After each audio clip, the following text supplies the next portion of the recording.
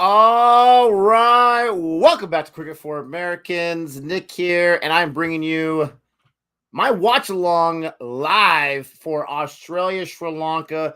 It's going to start in, what does the timer say? 8 minutes or so. Willow, where I'm watching, is already starting the broadcast, so that's always a good sign. That's going to start pretty soon.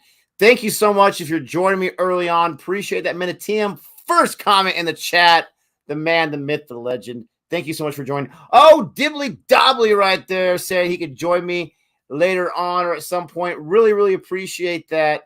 I would love to have you jump on, especially as an Australian expert here. And in just a little bit, stick around for that. I'll send you the link in just a little bit after we get going here. But I really, really appreciate that. And I'm excited here to watch some tests with you. I know I just watched some with India and England, but this is a different series here. Australia won the previous test match. I think it was at the same ground. Was it not at Galle again? Because that's where they're playing today. Australia, very impressively, the subcontinent was able to win that previous match. And just in case you see me looking up, so I got the cricket match right here I'll be paying attention to really closely once it starts. I also got my Padres game up here. It already started a few hours ago. I'm late to it, but I'm watching it from the beginning. So do me a favor, don't spoil that for me. But that's what I'm doing up there. Tom Curran. Oh no, Mr. Curran. Let me say how big of a fan of you I am. There are some people on this channel that do besmirch your name, but I promise you, it is not me. It is absolutely not me. But I think Sri Lanka is going to win this second match. Why? Just by the odds of playing at home. Subcontinent is difficult for a visiting team that's not used to it, right? And so I'm going to predict that Sri Lanka is going to take this second test match. Am I confident with that prediction? Not so much. But, you know, I got to root against Australia, right? We got Gabe that likes him. We got Dr. Jihan. Now, Jack likes him, and that makes me want to like them a little more. But still, it's just not enough. I mean, they basically won the first match by a wicket or by an innings, right? Almost by a whole innings. They had to get 10 runs to chase to make it official. But they won by an innings, which is really, really impressive. And yes, it was the same exact location as we can see right there. 5 minutes and some change left to go. Who do you think? Does Sri Lanka have a chance? What's up, Ashish? How are you doing after a long time? Yes. We wore yellow to thank Aussies for coming to Ireland during an economic crisis. That's cool. Felina, appreciate that. Got to show the love. Got to show the thanks, the appreciation. It's a big sight screen out there in the grounds. John, what's up? Yes, Galle again. Is it Galle? Goal again? First test was a spinner's delight. Turned, bounced, spat on the first day. Sri Lanka spinners were rubbish. Usually a spinner's delight for sure. That's unfortunate for the Sri Lankan spinners. Hopefully they can show a little different moxie here. Tom Curran says, thanks, Nick. You can be my right-hand man. All right. Yes, best friends. No chance, he says. Oh, man. Left me hanging there. Pittsburgh sports all the time. What's up, Pittsburgh? Have you ever seen the Amazon Prime show that takes you through the 2018-2019 seasons with their cricket teams immediately following the scandal? Yes, The Test. I have seen it. My partner in crime, Gabe, he has seen it, and we have reviewed every single episode on this channel. So go ahead. I'm pretty sure it's in playlist somewhere. You can, not right now, join us for the stream right now. Appreciate that. But you can go ahead and check that out at a later time and watch our thoughts on every single episode. And who knows, maybe it'll make you want to revisit the series yourself. Again, not a smart prediction. It's an emotional prediction. Sri Lanka are more likely to win this match than India are to win a series anytime soon. Oh, wow. You're talking about a test series, right? I see how it is. Nice to see you, Jihan. Vignesh, hello. How are you?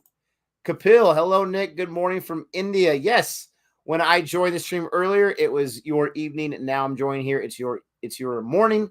It's 9:26 here. We are, what is that, less than 3 minutes away? No, 3 minutes and some change from starting. And it'll be a good match to watch. I'm excited. I'll be here for the first session is all. But I'm excited to watch the first session. If you're excited, go ahead and hook me up. Help me out early on the stream by liking it. Hit that like button. And, stick around. Check out the chat. Check out the conversation. Check out the cricket. Hopefully you have it on yours. Minute TM says, dang, it's been 2 years since you guys reviewed the test. 2 years. Wow. Is that right? That's crazy. Not that I don't believe you, but let's see the exact date that happened. Let's see. Test. This is a test. That does not help me out at all. The test.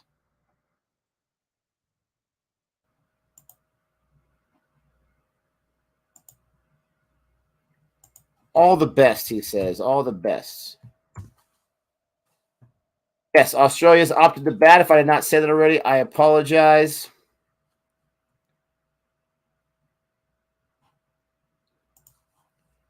I'm still looking. Sorry about that. I'm trying to see when we last reviewed that. It was one of the first things we did on the channel.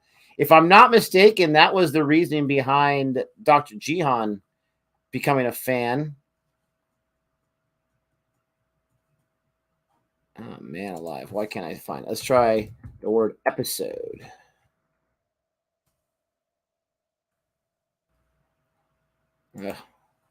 Whatever. I'll look for it later. My search engine is being really weird. Your thoughts on Bazball? Yes, everyone and their brother has been very interested in our thoughts on Bazball. I don't know how to say it, but I think it's working. It's working. Do I think it's like the cure-all and it's going to fix everything and this or that? They're winning a lot of games at home, which they should. I've heard from England fans that it's not always the case, so they'll take it. But you'll see how it goes, how it travels, so to speak. But I think it's great. It's just what they need, a little wake-up juice. They're a very talented group of players, and now they can believe in it. Ooh, you'll believe in any series. Oh, they're definitely going to win the T20 series, brother. Now, it's only a 3-game series, so they might lose the next 2, and I'm wrong with that. But was peak lockdown back then? Oh, yes. I think you're right. I think I did hear about a season 2. I'm excited for it. I love the tests. Do you think Test cricket will ever catch on here in the United States? I do not think so. So most likely thing to catch on is T20. That's what everyone says. T20 is most likely to catch on. But Gabe and I, we first got into cricket. We love Test more than any other format. Still do. So I don't know. More than likely, mainstream T20s that got the best chance. I don't know if cricket will ever truly catch on. Oh, Manny Machado. Is that a home run? Nope, that's dying in the outfield there. Again, I'm watching the Padres game ahead above right here. But man alive. I don't know Test will ever catch on. I'm not sure if cricket will ever catch on, but they're definitely making their best foot forward. Minor league cricket, as far as I know, is happening as we speak. I want to talk about that once I learn more about it. Does Bazball work in subcontinent conditions for England? Probably not. No, Test can't. Miniteum chimes in there. So they're walking out to the grounds right now. They're walking out to the grounds. And look at those chairs. First I thought they were wooden chairs. They're like the stacking chairs. So not a lot of seating in this stadium. It looks that way. Uzi is going to start off as an opener. Rob Dar says, I still doubt on England T20 series. Jihan, India nowadays seems like a 1 or 2 match wonder. They're going to lose it again. Ooh. Ew. Jihan says that Jack, season 2 should be good. He'll be following back-to-back T20 World Cup wins, an Ashes walloping, and great away wins in Pakistan, Sri Lanka, India, and finally England. Then the ODI. Oh, my gosh. I don't think fans of the first season are going to be able to handle that, Jihan. All that positivity. All that good stuff right there. I don't think they're going to be able to handle it. Back-to-back T20 World Cup. I didn't know they won back-to-back T20 World Cups. I thought the last one before them was West Indies. Huh. Says I can't wait to watch it. How dare you? Once again, do me a favor and go hit that like button. We got 8 likes so far as what I can see. Let's go ahead and increase that. Oh, sorry, 30. No, wrong video. 12 likes. 12 likes so far. Go hit that like button. I would appreciate it. And we're about ready here. Got the zinc on the face. Got Usman at the crease. Sri Lanka versus Australia. Here we go. Hey, he just said what I said. Let's see. We got Rajitha, pace bowler here with the first ball. And did they give that a wide? No, they did not. Dot ball. You got Usman and you got Warner. David Warner. The man with the golden groin is the partner for Uzi. I mean, just think about that. This is the number one test team in the world right now. No doubt about that. I don't think they've lost. Have they lost a test match yet, Jihan? I don't think they have. And the best test squad, you got Uzi, another leave right there, and you have Warner.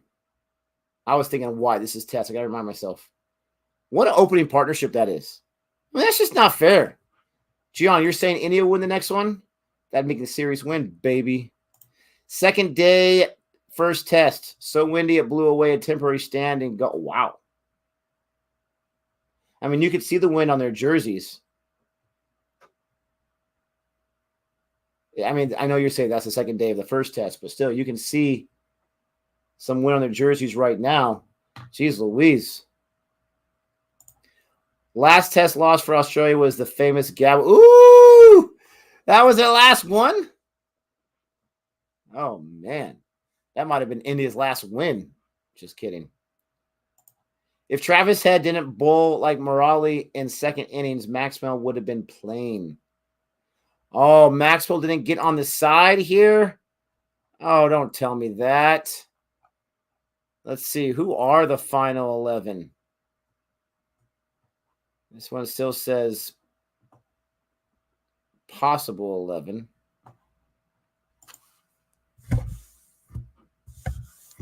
Let's see. Here we go. Australia's got David Warner, Uzi, Manis, SPD, Travis Smith, Cameron Green, Alex Carey, Patty Cummins, Stock, Lyon, Swepson. Yeah, no Maxwell. Darn boogers. That stinks. And then we got, oh, what happened there? Got away from the wicketkeeper. They got to run because Sri Lanka can't field in that moment. Sri Lanka playing 11. You got Nisanka. You got the captain, Karuna Ratne. You got Mendes, 2 minutes. Matthews, Shandamal, Dikwala, the other Mendes. Hold on. 3 Mendeses. Holy cow. Mahesh Dikshana, Jayasuriya. Not that Jayasuriya. And Rajitha, the opening bowler here, who's only given a run on an error on a misfielded play. Jeez Louise. Where are you watching this game? I'm watching on Willow. Oh, that's right through his gloves. Come on, Dikwala. That's right through your gloves, homie. Literally went through the webbing there. Part of me is a bit disappointed Maxwell didn't make the side, but apparently the pitch is greener this match. Stark got the nod ahead of Maxwell. So they didn't. Oh, who made that prediction? They didn't just do one quickie. They got 2 of them in there. Head was in doubt for the first test. Hamstring niggle. Looked like the Big Show might have replaced him, but no, Head was fit enough. Let's see here. Cameron Green, because he can bowl pace, right? You got Stark. I'm assuming what Swepson is a spinner. You know how good I am if you've been watching for a while with identifying pace or spin, or at least remembering. I can identify it when I'm watching it, but trying to remember it. So first overs in the books, only run by a misplay. So, I mean, technically it was a maiden over, but it's not because the run was scored. Look at that. Not a lot of rotation there. I do like the DJ there at Galle. Very nice. Not a lot of rotation there. I wonder if that makes it easier for the batters when you can see very little rotation, if it's easier to see the ball coming out.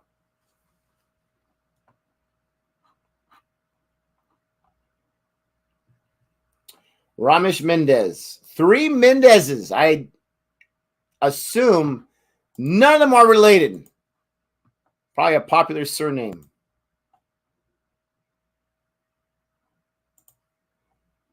Very, very curious.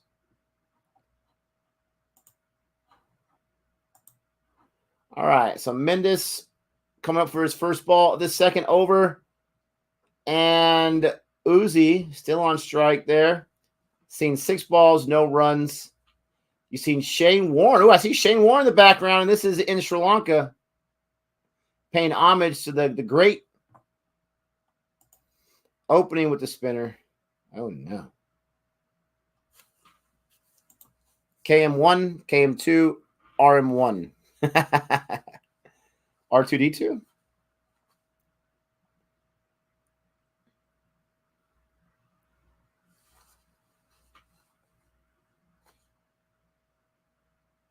I like the way he said that. Maishtikshana. Way faster than I can say it. There's a true run right there for Uzi. He's on the board. No duck for him. Warner still in zero land. So windy. Looks like the energy is kind of low for both sides right now. I wonder if it's just look at the wind on those flags. It does seem like the energy is just a little bit low currently. We'll see if it picks up when they get a few more balls under their belt, a few more overs. Good toss for Australia to win. At least we are not batting last in these conditions. Oh, my goodness gracious. Jack thinks that the ability to bat first is going to loom well for Australia. All right, I think it's time to get Jack in here to get some excitement going on in here. He is the expert, after all, of Australia cricket. Ooh, I like being able to hear them on the grounds there. Very nice. Once I get Jack in here, I'm going to switch off the audio from the game and go to the audio of listening to what he's saying. What's up, Sarude? Nice to see you again. I saw you this morning. Now I'm seeing you this evening. Very nice. Australia really struggled to pick Thikshana in the ODI series. Let's hope they can keep him at bay this match. Oh, you wish, pal. You wish. All right, Jack. I sent you the link. See you very shortly. Let me switch over my headphones here.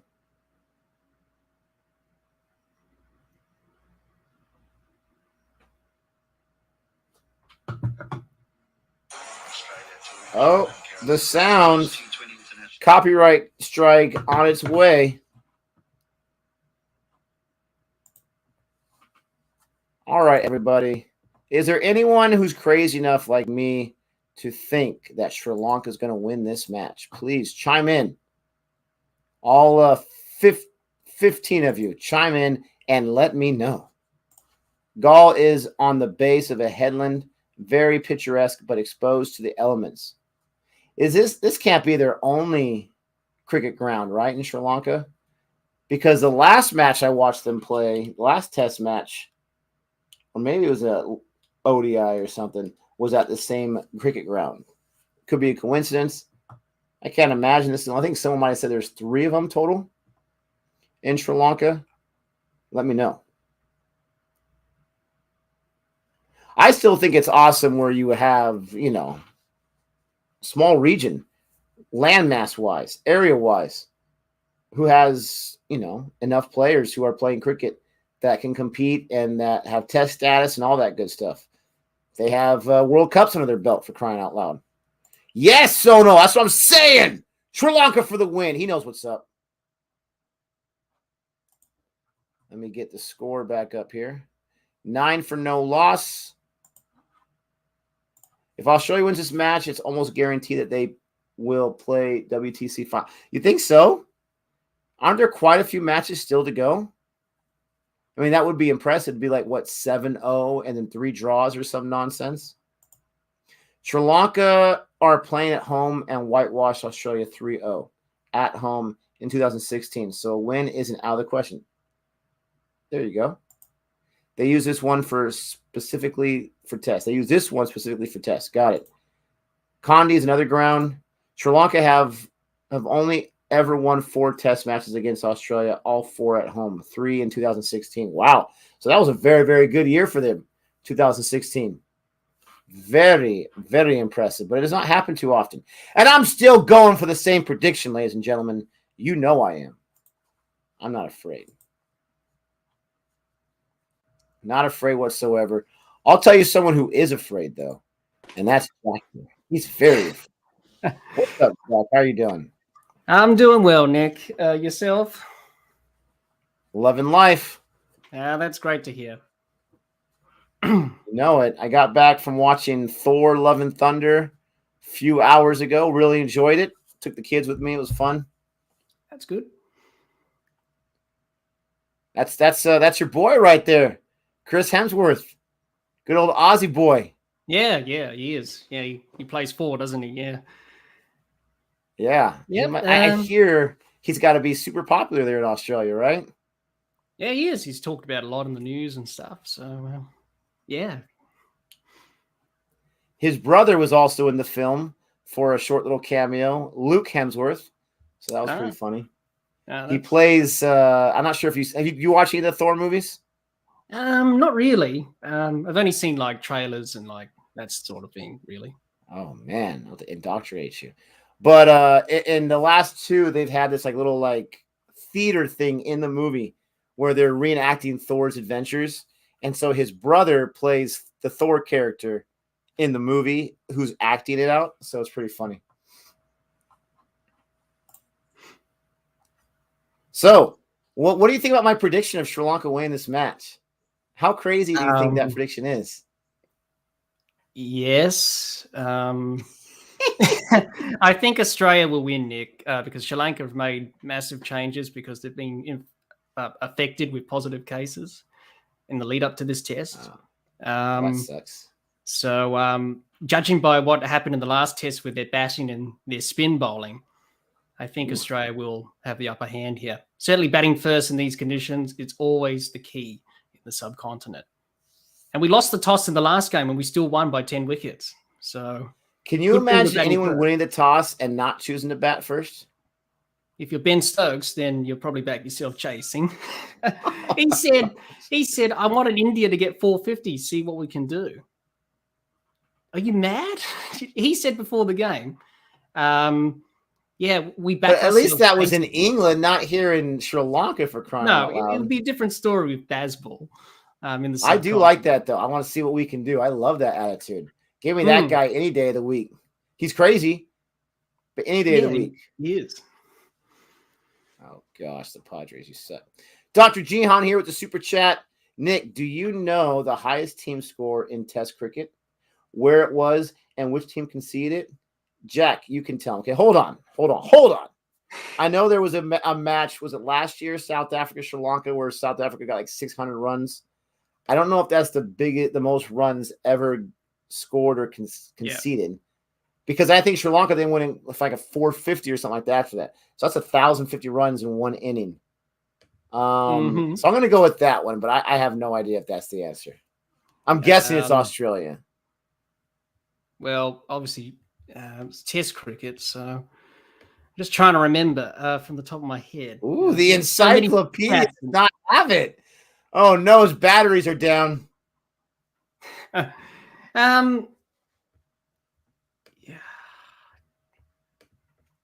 Can't think of it.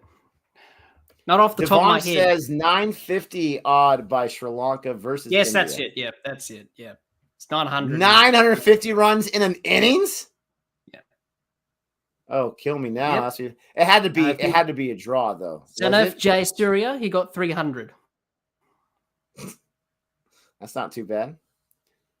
It had to be a draw, though, right? I mean, there's no way you can get a result after scoring 950 runs. It must have taken 3 days to score that many runs. So, yeah. Here you go, 340, and then Mahanama, 225. Mahela, 100. Radatunga, I think he was the captain, 100. Wow. Yep. It was a pretty high scoring match. 950. Oh, Yeah. he says, what's the score, Nick? Oh, look at this guy. Look at this guy. Let's see. We got it right here. Gabriel. And it's 15, not 150. It's just 15 for no loss. Good call there. 4 overs. Your man Uzi's in there, and David Warner's in there. And surprise, surprise, no wickets. Don't worry, Gabe. I got your back. I got the old prediction here. Sri Lanka's going to win this match. Yep. So that should make you happy, Gabe. What's up, Gabe? Hope you're well. The score is 950, Gabe, already. Yeah. Man, it comes up quickly. Yeah, it was a tough day for India that day. I would think so. Why is it always got to be India? 36 all out, 77 all out. I mean, what is going on? Why does the world hate India? Well, it just happens, doesn't it? You have those I don't want moments. that positivity. Yeah. I want that positivity, Jack. We don't got room for that nonsense here. Keep that on your channel. There you go, Gabe. Mush. Just finished watching CFA's India versus England. Parkinson disease pun was memorable. All right, let's infest. Yes, I'm glad you liked that one. Gabe hated it with a passion. Did you get that pun, Jack? Were you listening to that by any chance? No, it was the early hours of the morning for me, Nick. So I did catch the start of the stream, but then I was straight to bed. So Parkinson, the England bowler, right? He was up to bat, and England was chasing an insurmountable score. They weren't going to be able to chase it. So I said, I hope Parkinson, when he's batting, doesn't get the shakes. Oh, yeah. Yes. Gabe thought that was too low for all those who suffer with that debilitating disease. Yeah. And I do have my sympathies. But no one's safe from the pun. Longest test match ever. Oh, that's easy. They're all tied for 5 days. No, I'm just kidding. There's probably like a 6-day match out there somewhere, or some nonsense of a 7-day match or something. Well, it's South Africa and England. Back then, there were timeless tests. That was in the 30s, the 1930s. Timeless test? You Yes, just played till there was a result? Yes. That test match was interesting because they played for a few days. Oh, gosh. And it was a draw in the end, and England had to catch the boat home from South Africa. They said, all right, we'll shake hands, we'll go. It lasted for 12 days, something like that. Oh, my gosh. For a draw? Yeah. If I was in that game, I'd be leaving it saying, whose idea was this? Now, hopefully you got paid per the day, because that would work out. Everyone in the chat, thank you so much. Please don't forget to like and subscribe here at Cricket for Americans. I got Jack here from the Dibbly Dobbly podcast. He gives you all of the informational needs that you have as far as Australia cricket, but also cricket around the world. He has exciting guests on his channel, whether it's umpires, women cricketers, all this kind of stuff, players. Go ahead and check out his channel, like and subscribe, and stick around for a little while as we talk everything about Australia, Sri Lanka, and whatever else is on my mind at that moment. He says India won the toss, scored 537. That's not too bad. Feeling good about themselves. Sri Lanka reply with 952. The jerks. Yeah. That must have taken 5 days just alone right there. Well, pretty much. I think they had to bowl with the third new ball, and that's never a good place to be. I mean, could you imagine? Like, you're destroying this team, and you're like, oh, we feel so bad for Sri Lanka. Maybe we didn't need to score that much. Obviously, they declared at one point, right? Because they didn't lose all their wickets. So they're just thinking like, okay, we're sorry. We'll take it easy on you. 900 runs later. Whoops. Oh, no. Oh, dear. That's not good. Oh, baby! Yes! No, he gives me the forward with the oh, no. I thought like he had lost his money in some kind of Ponzi scheme or something like that. No. Warner down. Wicket on the board. And looks like my prediction's closer, baby. 19 wickets to go. 1 down. Oh, no. Tell me. Jack, the people want to know, how much does that hurt? It's never good losing an early wicket. It's never good. But that happens. Apparently, there is a bit of grass on this surface for a change, which is a bit different on the green. subcontinent. Grass on the surface. Usually, it's spinning from ball one as it was in the first test. Yeah, it's not ideal, but we got Marnus out there, so hopefully he can get a partnership going with Usman Khawaja. Listen, it's so rare to have grass there, and they call it green dirt. Okay, why is the dirt green? I'm just kidding. I wasn't trying to be insensitive at all. It's fine, Nick. We have enough support. Small hate here, and there won't affect us as much. He's talking about India. No worries. Don't worry. New Zealand had bowled out for 24 for you, Nick, if you next time troll India. Ooh, 24 all out? That makes me feel a little better. England nearly chased 650 versus South Africa in Durban, but missed out by 20 runs since the boat came. My gosh. Well, this is the 1930s. Everyone traveled in the water in South Africa. I mean, what are they doing to those balls for crying out loud? They take out the core or something? We need a video on that, Mr. Jack. They missed the win since they had to catch the boat. I mean, we've been here for 12 days. I think there will be more boats, right? Let's keep playing and get the win. Wonder if they were playing Bosball. Yeah, exactly. But that's what they did back then. They had timeless tests. They went on until they ended. Most of them ended in draws. They just said, "Oh, we'll just shake hands and that's it. We'll call it a day. We've been playing for a week or something. It was still going." It's quite interesting, actually. And then they said, "Oh, we'll just bring in 5 days," and we've stuck with it ever since. I wonder if their PR department was very mad about that decision because it was easy to advertise. Come watch test. It's timeless. It sells itself. I can't even get a chuckle. Oh, man, he's a tough customer right here. Back to the show here, Nick. Here we go. Warner hasn't scored an international 100 for 3 years. Oh, sounds like my man Virat Kohli. Warner wasn't beaten by pace there. Feet stuck in mud. There you go. Someone like lassoed his foot or something like that. Aussie's top 4 getting on a bit, except for Marnus. Ooh. Yep, that's right. He's the youngest out of the top 4. The rest are in their early 30s to late 30s.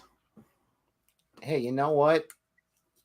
Age brings experience, brings wisdom, but then eventually it also takes your knees out too.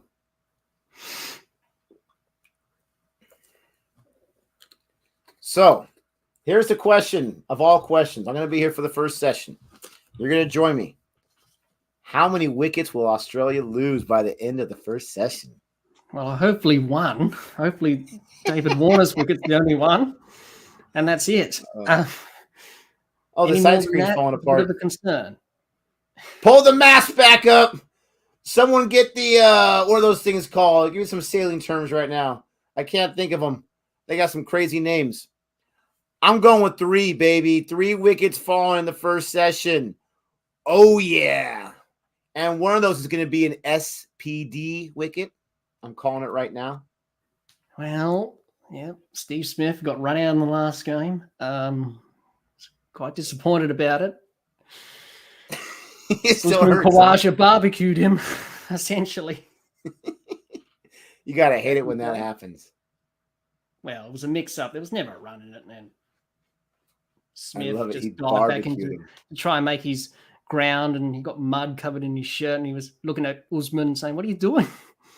He's carrying on for a bit, and he's been getting some criticism because of that. So it happens in the game. Ross says 6 wickets. Debacle against all debacles. Look at that reaction. He doesn't even want to honor that with even a word. He's like, that's just ridiculous. Let's get the score updated. No runs have changed, but the wickets have changed.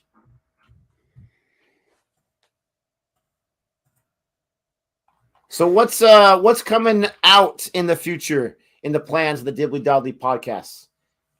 Well, recently I interviewed 2 guests on the podcast. Those 2 videos are out already. The first one was the first guest was with a person in England who's doing great work in cricket with mental health and well-being, trying to educate cricketers on the importance of looking after their mental health and their own well-being. So his name's Mark Boynes from England, his own organisation opening up. I had him on the podcast last month. And go and watch that. That's an important episode for everyone to watch. It does have a cricket element to it, but also a real life element to it as well. Because we need to look after our own, there it is there, our mental health and our well-being. And also the other one is with a sports psychologist, Graham Winter, which you can see there on the screen, everyone. Right there, yep. I spoke to him last month. Basically, he's a sports psychologist who's been around cricket, also with the Australian men's team back in the 90s. He was the sports psych for them in that dominant period. I talked to him about his book. He was a former first-class cricketer for South Australia, and he went into the field of psychology and retired early from cricket to pursue that. I talked about his journey with him, as you can see there. And also about his book, Mindful Cricket, which is focusing on the mental skills of cricket, which is very important. As we know, you need to have good mental strength, mental toughness to perform at your best in cricket. So we talked about his book as well. And I suggest to everyone, I've read the book. I've read it twice. If you're a young cricketer who wants to get better, go and watch this discussion that I had with Graham. I learned a lot from him. And I also learned a lot from reading his book. So, download his book. It's available in all, wherever you get your ebooks from, it's there. So yeah, it's been pretty full on, Nick. But I'm very proud of those two interviews that I did, and hopefully everyone enjoys them, which is the main thing. But you'll learn a lot from both of them. That's for sure. They're asking for dark mode. The light is too bright for them. Ross says he'll definitely check it out. The people want to know this question. The answer to this question, Jack. Your fashion idea, is it how many copies of that jacket do you own? Right? Do you have like 6 pairs of that jacket? That way, if like one gets dirty or whatever, no one really knows because you have another one. No, it's the same one. It's the same one, Nick. Fashion trend here. It's the same one. I'm just giving you a hard time. That's awesome. No, but I'm very happy with them. Check them out. Definitely the mental health one and the discussion that I had with Graham. 2 very good discussions. You'll learn a lot and you get something out of it. So, been busy and it's been full on for the last month and a bit. Right here, Saturday wants to know, Jack, what's your prediction for South Africa versus Australia in Australia? Last time they won against South Africa in Australia was more than a decade ago. I remember hearing about this in the Crossing the Line documentary, I think, where it said, like, for some reason, South Africa just always wins in Australia. Yeah. And I think Australia wins a lot as well in South Africa. Yes. Yeah. Because it's similar conditions, basically. Pace and bounce similar. Yes, you are right there. Australia have not won against South Africa in a home test series since 2005-06. So they've won matches, just not the series. Sorry? They've won matches, just not They've won matches, Australia, but not a series. That's the last series they won. South Africa won in 2008-09, 2012-13, and the last series in 2016-17. So they've won the last 3 series in a row. My prediction for that, I think this time around, I think Australia can definitely break the hoodoo, and I think they'll probably win that series. It's a different team to what it was for South Africa in the last tour in 2016-17. So I'm guessing Australia to win that series. It should be a good series. It's always a good series with Australia and South Africa in Australia. Similar conditions, so that's why they play well. So I think Australia have a chance given, the team, how they're playing at the moment. And South Africa is a different team to the last tour, as I said. So I'm hopeful that Australia can win and break the series drought.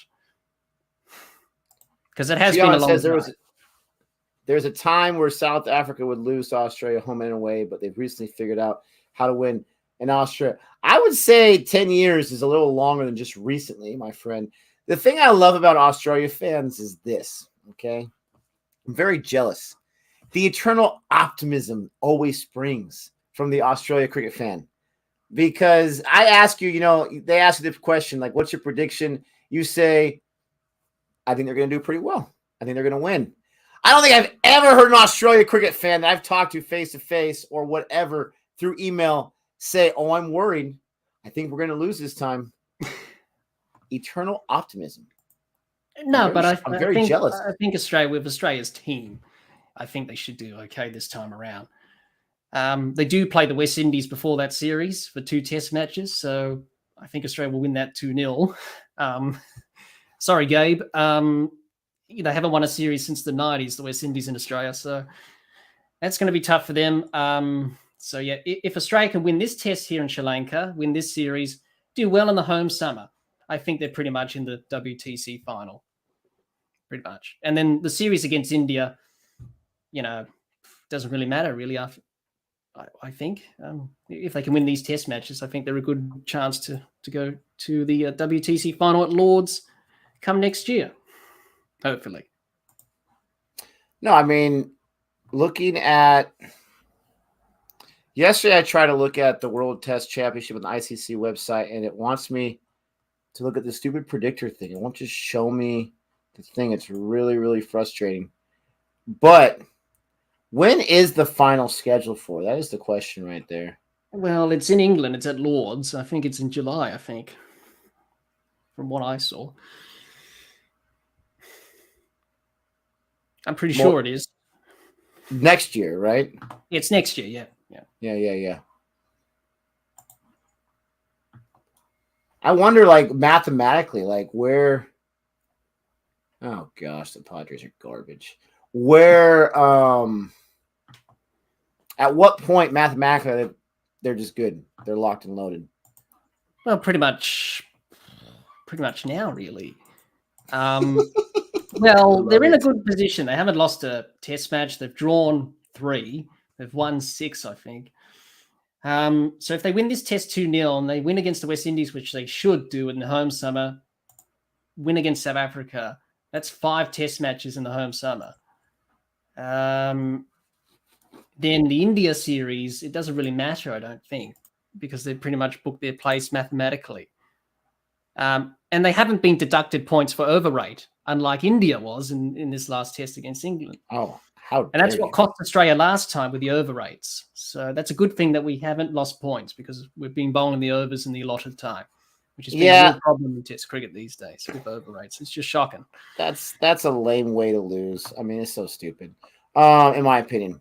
So you got Australia 1 with 0 losses here. They've played 9 matches. This is their 10th match right now. Not too bad. South Africa 2.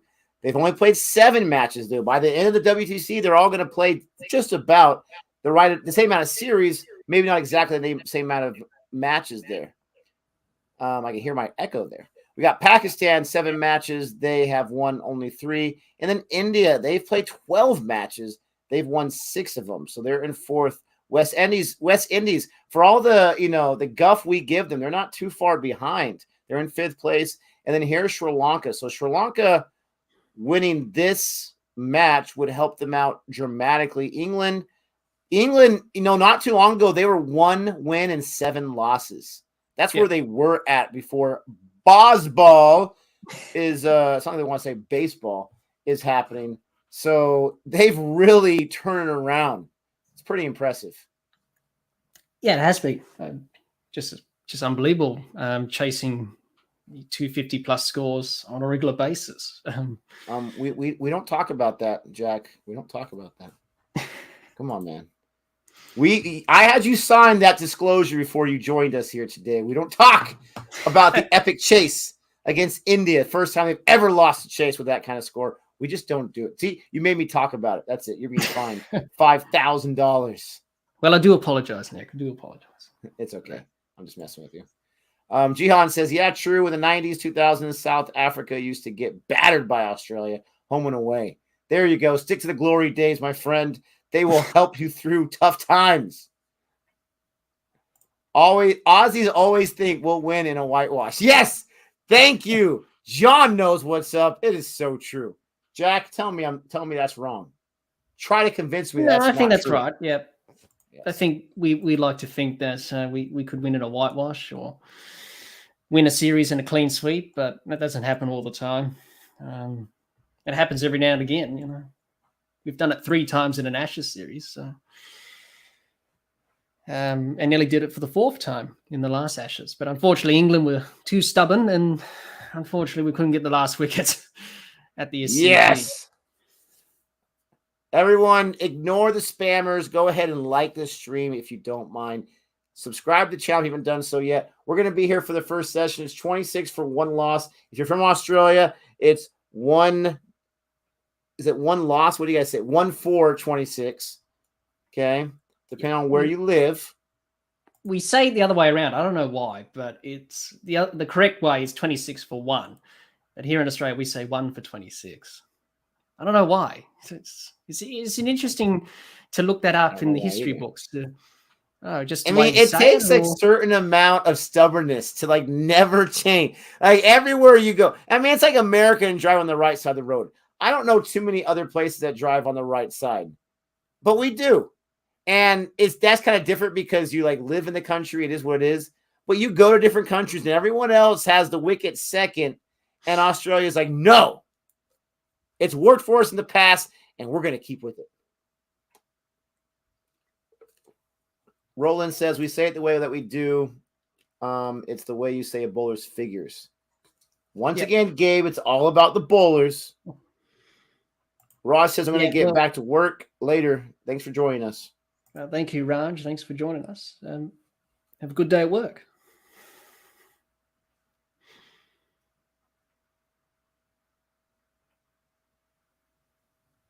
No way, Nick. Is that true? Longtime supporter of both channels. We say 1 for 26 instead of 26 for 1 thanks to the first scoreboard that was printed in Australia having the figures the wrong way around. That is awesome. What is Jack's channel? Dibbly Dobbly Podcast, Gary. That's where we are, Dibbly Dobbly Podcast. It's the name of the channel. We're on YouTube, we're on Twitter, we're on Instagram, we're also on Anchor, Apple, and Spotify. You can catch us there on all those podcast outlets. You name it, we're there. Why? Oh, you little punk. You little punk. I wanted you to do something. I forgot I changed the tab. There we go. That's the channel's name. That's where you're going to go when you're going to find happiness after I depress you here. It's the best medicine you can find, especially if you're one of the very few that's an Australian cricket fan. That's the place to go to. There's not a lot of them out there, Jack. Maybe a handful. There's some of us there. Sure. Even some of the players in the team aren't fans of the team. They're just, they like playing cricket.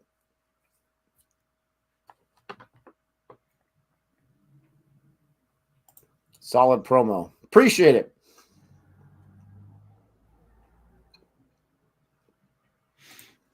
Future match I'd like to see. Oh, I'm sure you would. I'm sure you'd like to see the punishment of USA. Yeah. That has actually happened. USA did play Australia in a one-day match in the Champions Trophy in 2004 in England. The highlights are on YouTube, actually. I saw them ages ago. That did not end well for the USA. It was against Australia's top-quality team, and they got bowled out cheaply. Didn't take long for Australia to chase down the runs, but that has happened before. Now that's a home run by Manny Machado. For anyone interested in the baseball game, about time we're on the board, you jerks. This match, the one we're here for, 28 for 1 loss, or 28 for 1. I always say that loss part. Habit. After 9 overs. Now, don't get too excited. This is Test cricket, so no need to make fun of the low scoring. But you do have Khawaja with 20 runs. He's got 20 runs on the board. Marnus still hasn't really tied his shoes yet. He's only got 2 runs on the board. He likes to goof around. move around, do his best SPD impression before he really gets locked and loaded. Yeah. I really want to see Marnus just take his time and get in. The last test match, he played a reverse sweep and got caught, which was not good. So just take your time, Marnus, and just get in and just establish a partnership with Khawaja. And very impressed with Khawaja. I said before the series in my preview, I said he was going to be the leading run scorer and the important batsman for Australia, and he's delivering at the moment, so that's good. That's a bold prediction there, Jack. Well, he is the key. There's no doubt about it. He's probably the best batsman that we've got at the moment in terms of these conditions in the subcontinent. What happened to the fielder there? He went down and tried to stop the ball, and he like almost broke his arm or something. He plopped on the floor. That's a nice shot of the ocean there, breaking into the rocks.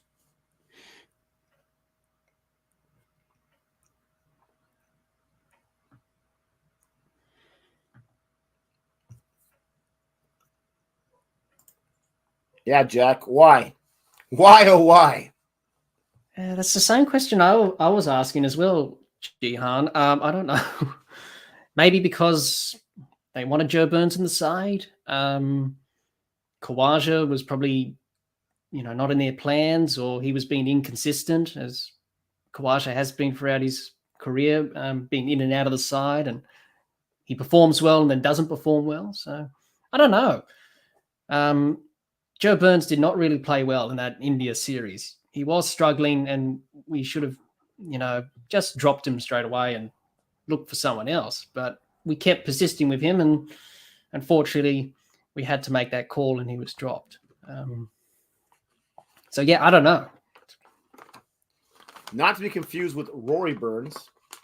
No, that's different countries, different players, but they do have two things in common. I'll let you try to use your imagination to figure out what those two things are. Oh! I'm watching the Padres baseball game, and there was a serious collision in the outfield. Oh, my gosh, that looked bad. One guy running right into the other guy, different, same direction from coming different points. Look, his neck got, oh, my gosh. Sorry. That's just bad. Should have played Maxwell. Yeah, they were pondering that. But it was depending on the pitch conditions. There was a bit of grass on it, so they went in with the same team with Stark. I understand why I picked Maxwell, that spinning option, and also he can bat as well. He has played all of his test matches in the subcontinent, Glenn Maxwell, and he has scored a century in India in 2017. In Ranchi, when we drew that third test to stay in the series. Unfortunately, that didn't last long. We lost the next test in Dharamshala in the fourth test, and we lost that series 2-1 in 2017 in India. But, he's got experience in the subcontinent, Maxwell. He's got a test century, as I mentioned before, in India in 2017. He was definitely going to be an option to play today, but they've gone with Stark. So 7 test matches, 14 innings. Yep. His high score, there you go, 104. His big show, 7 sixes. I see how it is. And don't show me the replay of this. This is, oh my gosh, that's so bad. Bowling career, he's got himself 8 wickets. He's got no 5-fers, but he does have a 4-fer. Looks like, at least. Is that a 4-fer? I don't know. Yeah. So he made his test debut against India in that 2013 series, and then obviously came back 4 years later to play in that series in India in 2017. And he also played in Bangladesh, and that was it. So he came in for Travis Head. He was under an injury cloud for the first test. So didn't get the opportunity, Glenn, but maybe in India he could be in the squad. We have to wait and see come next year. But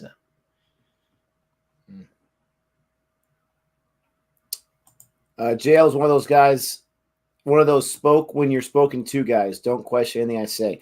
I wonder, I have no reason to doubt Jihan and his sources, but I wonder how true that is. You hear that kind of stuff, but I didn't see that side of him in the test, like to that degree. But again, that's with the cameras on. Yes.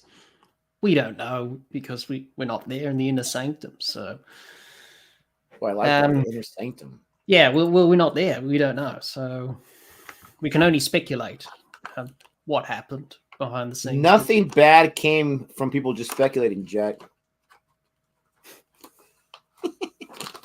Let's Invest says, Nick, avoid the puns for the wicketkeeper.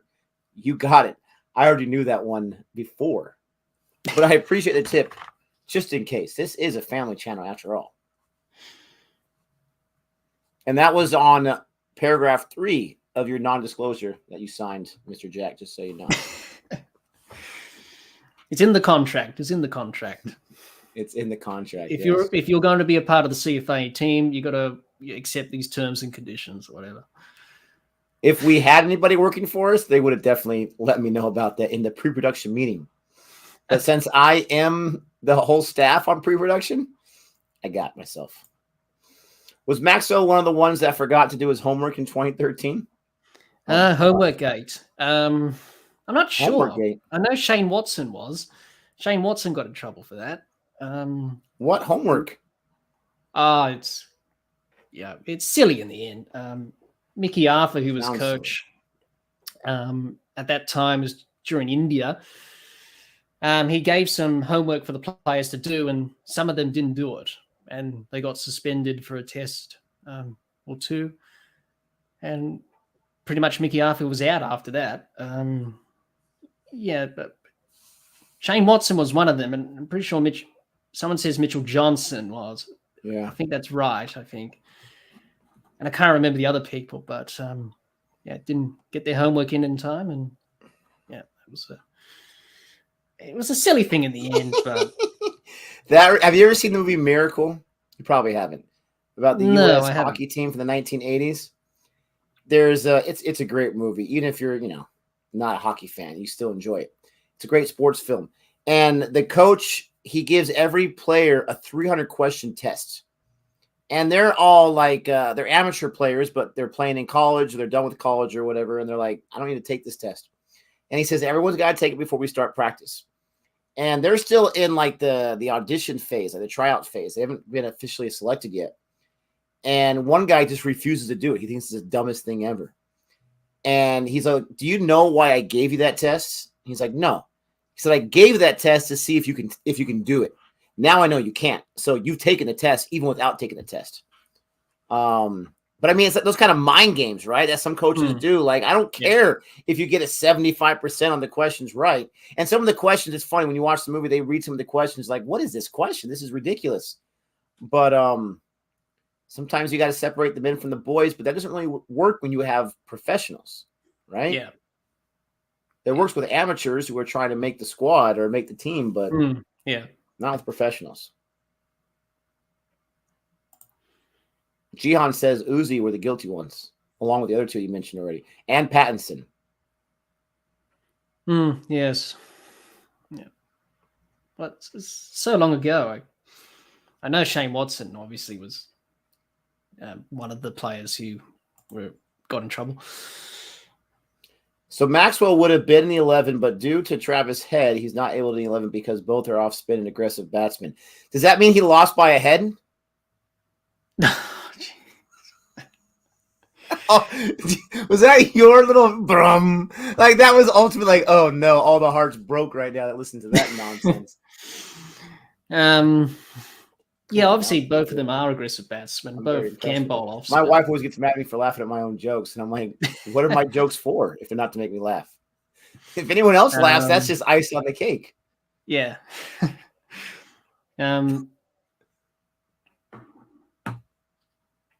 Look at Roland. Ouch. Oh no, he says.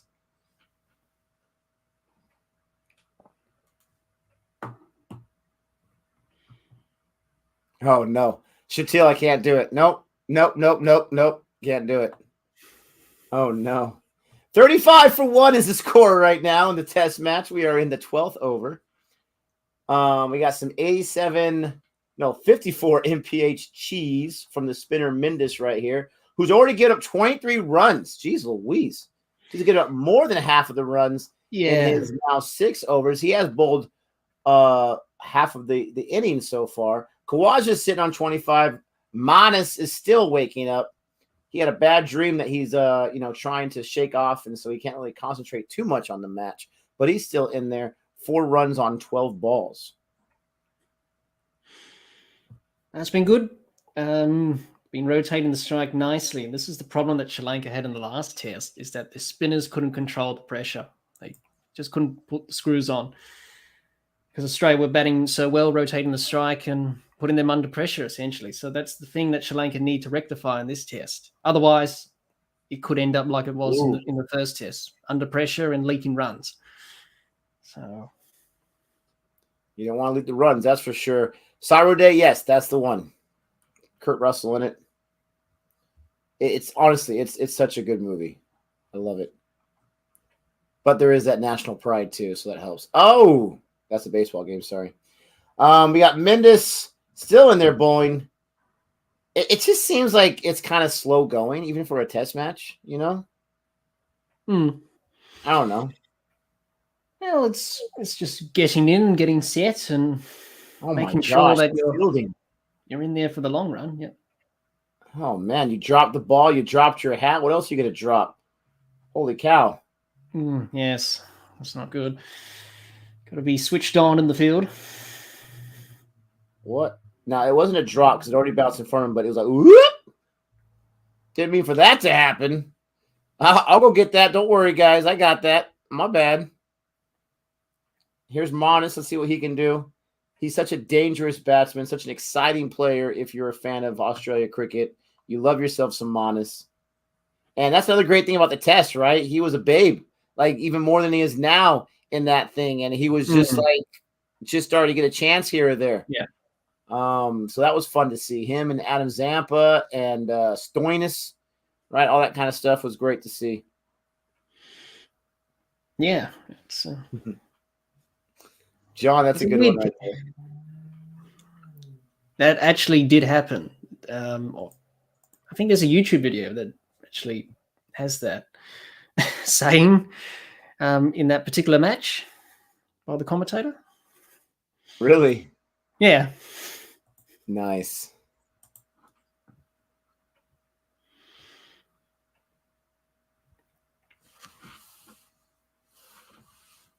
I'm not sure if I like this dark web look, but I'll try it out for a few minutes at least. Oh yeah, I heard that one years ago. Nice.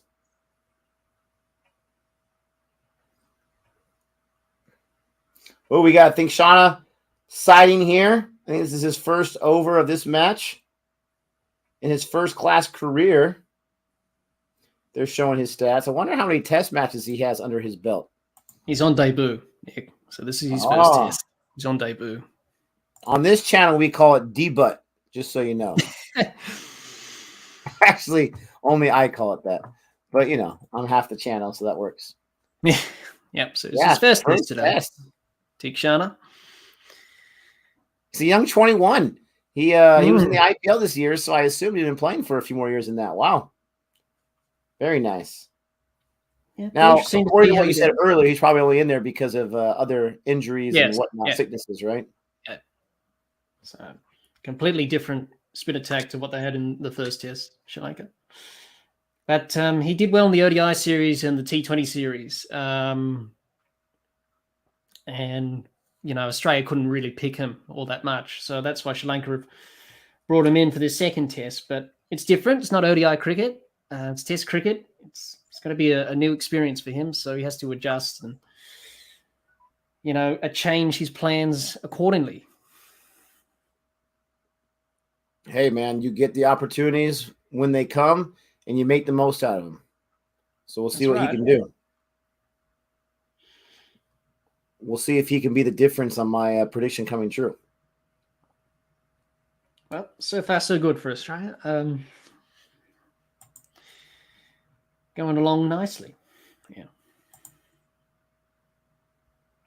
Absolutely. My headphones disconnect on their own for some weird reason. They're not dead.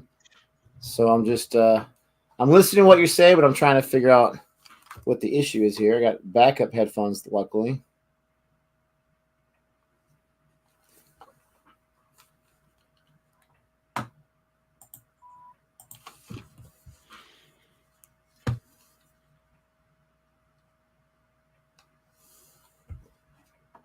I hope I don't have to, but I may have to shut down my computer just real quick and leave you hanging for a few minutes here. We'll see. Technology. Oh my gosh, right? Hmm.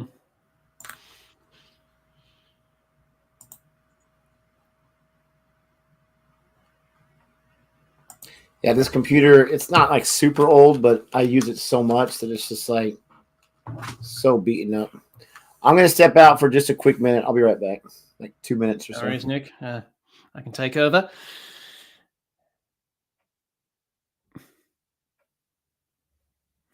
Well, Australia going along nicely here. 1 for 41. That's a single to end the over. So it's 1 for 42 after 13. Kawaja 28. Labuschagne 7. Good partnership developing here. Got to go on with it and try and build this partnership and try and get Australia to a good first inning score here.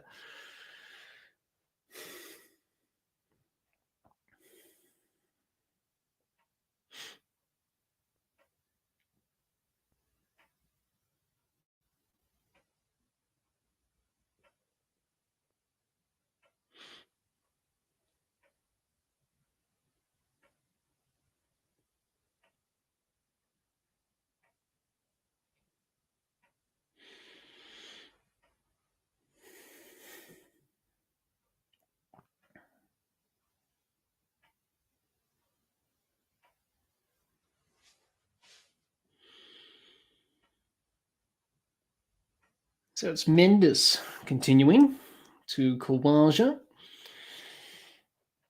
Here in the 14th over. First ball's a dot ball. Second ball coming up.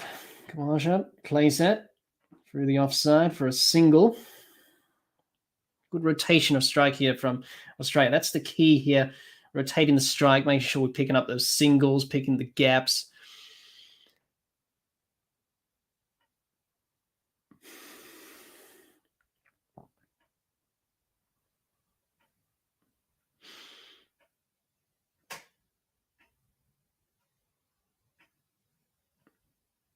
I'm not sure, Gary. Obviously, I can't put your comment on the screen because I can't control that. Obviously, Nick has that control. But who's that Swepson fella? Just looking at the team sheet. Mitchell Swepson. Well, he's done pretty well in the first test, Mitchell Swepson. Obviously, a 40 bowled well. Sidharth, hello. Hope you're well. Taking over the stream for a bit as Nick sorts out some technical difficulties on his side, but we'll push on and try to adapt, as we say in cricket.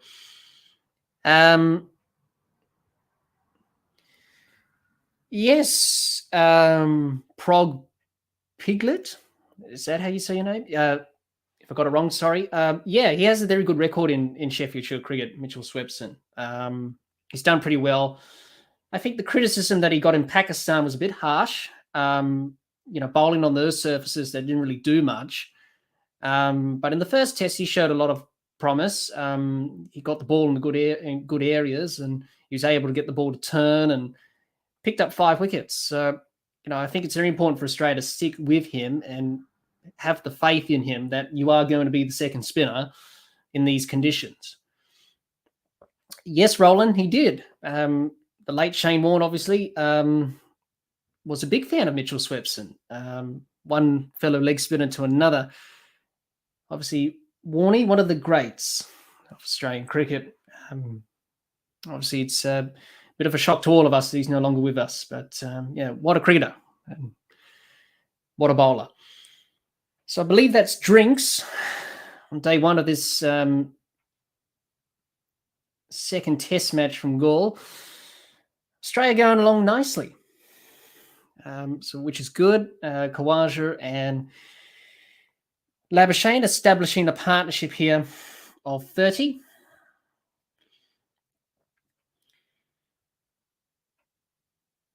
After the wicket of Warner fell for 5 runs. Got bowled by Rajita. So Australia looking to put some big runs on the board here in this second test. Yes, Roland, yes. I think everyone shares the same feelings with that.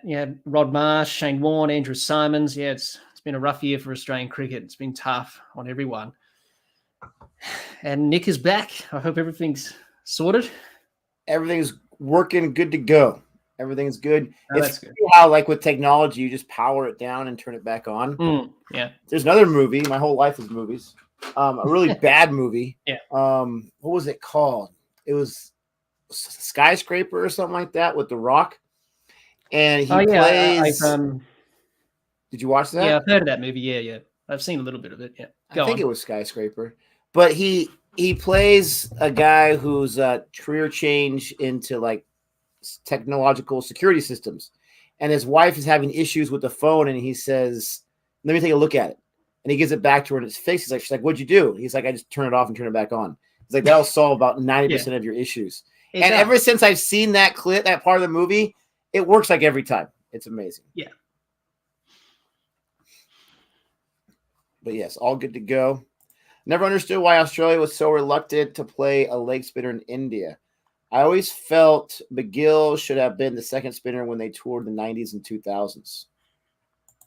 Yeah, we don't prefer leg spinners in India. I don't know why. Someone asked me that question. Why aren't leg spinners are not preferred in tests, according to you, meaning me? Yeah, I don't know. I don't know. We always seem to go with off spinners or of that kind of spinner, not really leg spinners, because of the inconsistencies with leg spinners. They bowl the odd full toss, half tracker. But, you got to be patient with leg spinners. You got to show the faith and confidence in them. And with Australia, it's good that they're backing Mitchell Swepson in these conditions. So, as I said, in Pakistan, he had harsh criticism. It's not easy bowling leg spin on those pitches in Pakistan. In that series, it was flat. But here in Sri Lanka, he's got good assistance off the pitch, got 5 wickets in that first test. So it's good to see him do well. And hopefully Australia persist with him. And hopefully they select him for India early next year, hopefully. I think he'll be in the squad for the Australian summer, but I don't think he'll play a game in Australia. I think they'll just stick with the same bowling attack and with Nathan Lyon. Maybe at the SCG, we always talk about a second spinner at the SCG, but the SCG hasn't really turned that much as it used to do. Maybe he could get a chance there if we play 2 spinners, if that's the case. But yeah, it's just about persisting, and it's about backing your leg spinner. Adam Zampa, I think he's more suited to limited overs cricket. I think he has played first class cricket. He's done okay. Can't remember his stats off the top of my head, but I think he's more preferred as a ODI T20 bowler at this stage of his career. I think he did mention about he wants to play Test cricket one day, but I think he pretty much won't get that chance, maybe. We shall see. You can't write anything off, but he doesn't even, yeah, that's right. He doesn't even play first class cricket anymore, really, for his state. He moves states from South Australia to New South Wales. So if he's not playing first class cricket consistently, then it's going to be hard for him to get a run in the side.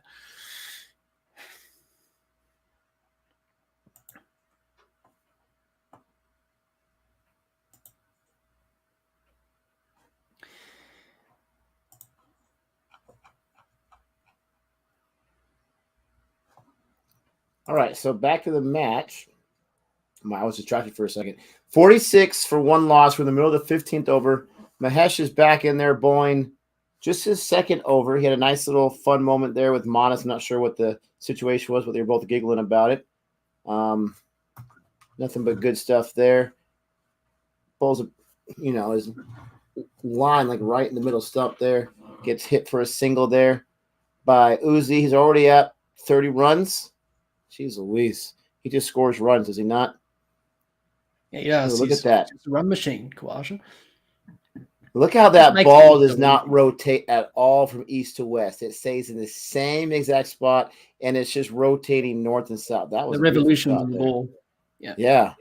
I mean, it did not move at all. That was No, crazy. It just stayed. but That was that's pretty wild. good. You'll see that with Nathan Lyon as well. Nick, his off spinner comes out.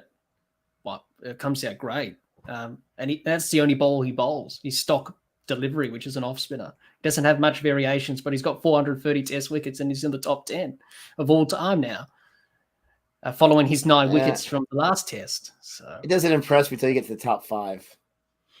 I'm just kidding. well, That is really impressive. Nathan well, Lyon's a gem. I think he'll get 500. I think he'll get that. How old is I he? don't think How he'll old is get. Nathan Lyon? He's 34.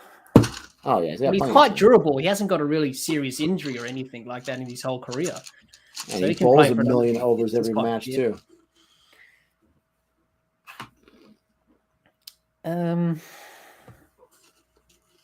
I think Adam Zampa moved states to get more of an opportunity.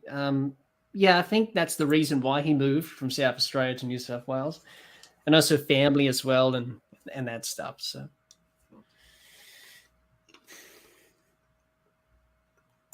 Bowling with shades on. Haven't seen that for a while. I have sunglasses just like the next guy does, but I'm always amazed when I see people wearing them at all times, indoors, lights off. I don't get it. And it's not just a celebrity thing. I see so many people do it, yeah, and all I can help but think is like they think it makes them look more attractive or cooler, and they just they have no confidence in their yeah. looks without the sunglasses on. That's a really negative way to look at it, but I always scratch my head. Wasn't it with Roy Orbison? Always used to wear sunglasses. The singer, he always used to wear sunglasses. Those Some particular people glasses. do. I just don't get it. Yeah, bowling with sunglasses. Yeah, it's usually a lot of spinners do that just to get the glare off their eyes. So I don't mind it. You protecting your eyes from the sun. That's why you have them for sunglasses. I think it's because you're on TV. That's what I think it is. Marnus, pushes that. Before you know, he's got 11 runs now 12 runs. Yep. Pushes that to the offside. That's the half century up to Australia there. 1 for 50. Yep. Going on nicely. There you go. Yes, Chris Gowan used to bat with sunnies on. Brian Lara did. Brian Lara batted with sunglasses a few times in his career. I would think it would be harder for me to pick up the ball, right? It would just impede it. Like, I don't know. I would be worried so much about that kind of stuff. But well, he was Brian Lara, so that wouldn't trouble him. Yeah, he seemed to do okay. See what he can do, reacting to that century that he scored on the channel. Sunnies. I like that. I've never heard of that before. Sunnies. Yeah, we call them sunnies in Australia. Put your sunnies on.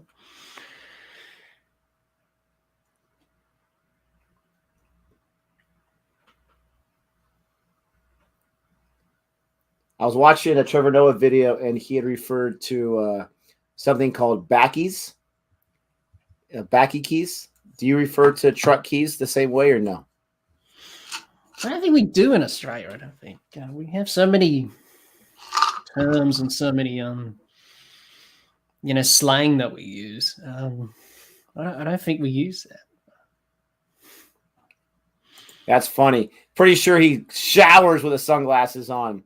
That's just how the universe boss was. There was a show in the 90s, 2000s maybe, with LL Cool J, where his character always wore a hat. And he literally, there's a scene where he comes out of the shower with the towel on. He's got his hat on. I thought it was awesome.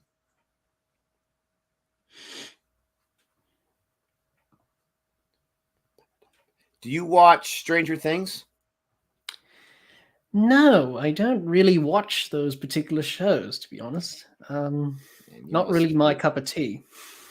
You must spend your time doing actually like fruitful stuff, educational stuff. No, it's mainly watching cricket. He's like, not so fast. And keeping stats as well. I got a lot of stats on cricket, so folders and scorecards, you name it, everything. I'm a cricket tragedy. It's an obsession. I can't stop. You need like a cricket nicotine patch to slowly get you off the Yeah, addiction. probably.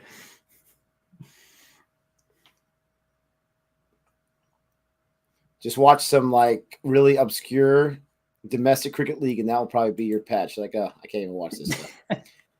Was Gabe celebrating a West Indies series win earlier? I haven't talked to him about that, but I did notice the score once it went final. I was just checking stuff, and we were talking about, oh, they're 47 for 3. They're chasing 165 or whatever it was.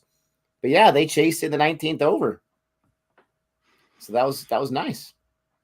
Yeah. Had some big scores. The two guys that were on strike before we left our stream this morning were the two guys that scored big runs, Myers and Perron. They put a really good partnership together and took that win home for the West Indies. And like I showed the WTC standings not too long ago, they're 5th right there, right? Now they got a ways to go to get up to the top 2, but still, maybe the state of cricket there in the West Indies aren't as bad as we make it out to be. Yeah. Which is good. We need the West Indies to be playing well again. They have such a rich history in their cricket history, obviously. Great players, and obviously that great team with Clive Lloyd. And the 2 runs there. Man, that ball goes slowly moving. You got to run towards the ball sometimes. That'll help you out. Mars gets 2 runs off Jai Saraya in his second ball of his first over. Nobody needs to deal with the cricket addiction, says Roland. You're totally fine. There is no need to see a sports doctor in that case. Nick, have you seen much of Josh Giddey? Is he any good? I've not heard of Josh Giddey. Is he a comedian?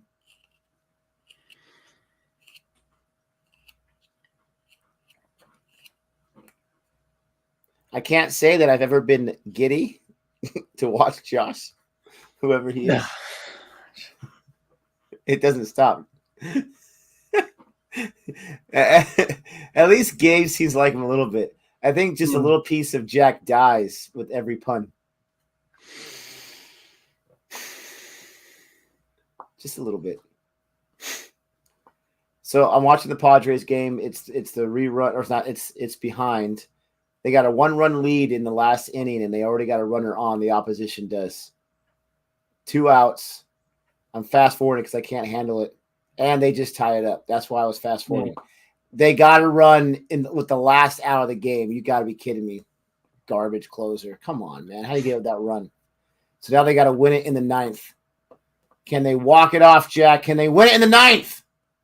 There's 1 out. If you say they can, they can. But I don't know what you're saying, Nick. It's all jargon to me.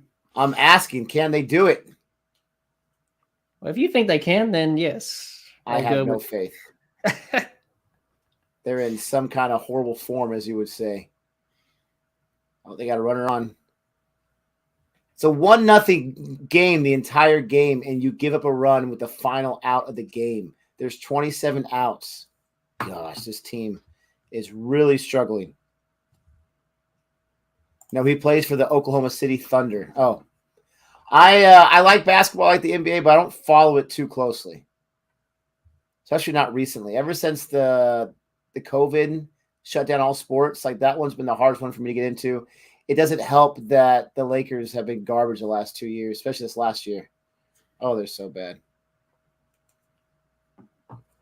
53 for 1. We are 17 overs in the books. Australia's only lost that first wicket. And I don't know, they got probably another 45 minutes left in it before they get lunch there. 54 for 1 loss now. Now it's been going along smoothly at this stage. Yes, it has. Hopefully it can continue on. Kawaj has got 31 off 60, and Manas has 16 for 31. So they're both looking at just a tick above a 50 strike rate. Strike rates, matter not at all. But just in case you're curious, the partnership's got 39. And that second ball from this over of Mendes, R. Mendes, is a dot ball. He's going to have 30 runs in his, this is his 9th over. They're really using him. And maybe they feel really good about him as their frontline spinner. From what everyone else says, the spinning really struggled in the last match. Well, he was the pick of the bowlers in the last game for Sri Lanka. Took 4 wickets and bowled well. So that's why they're bowling him at this stage. But yeah, for Sri Lanka, they need to stop these singles. Got to build pressure on the Australian batsmen.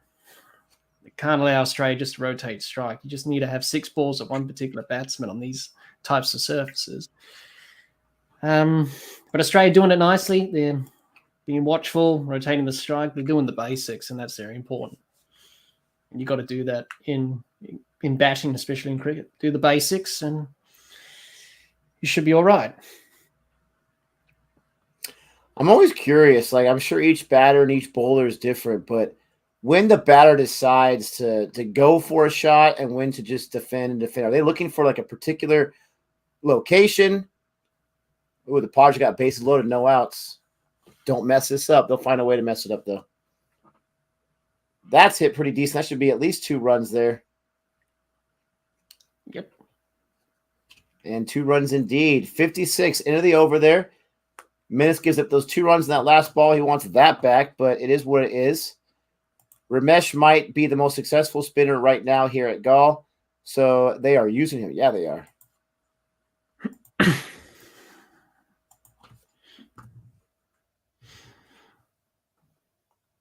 Yeah, they 18 overs.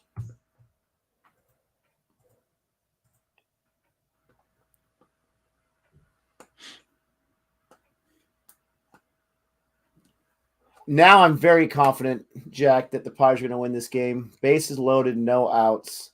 All they need is a run, and they automatically win it since they are the home team.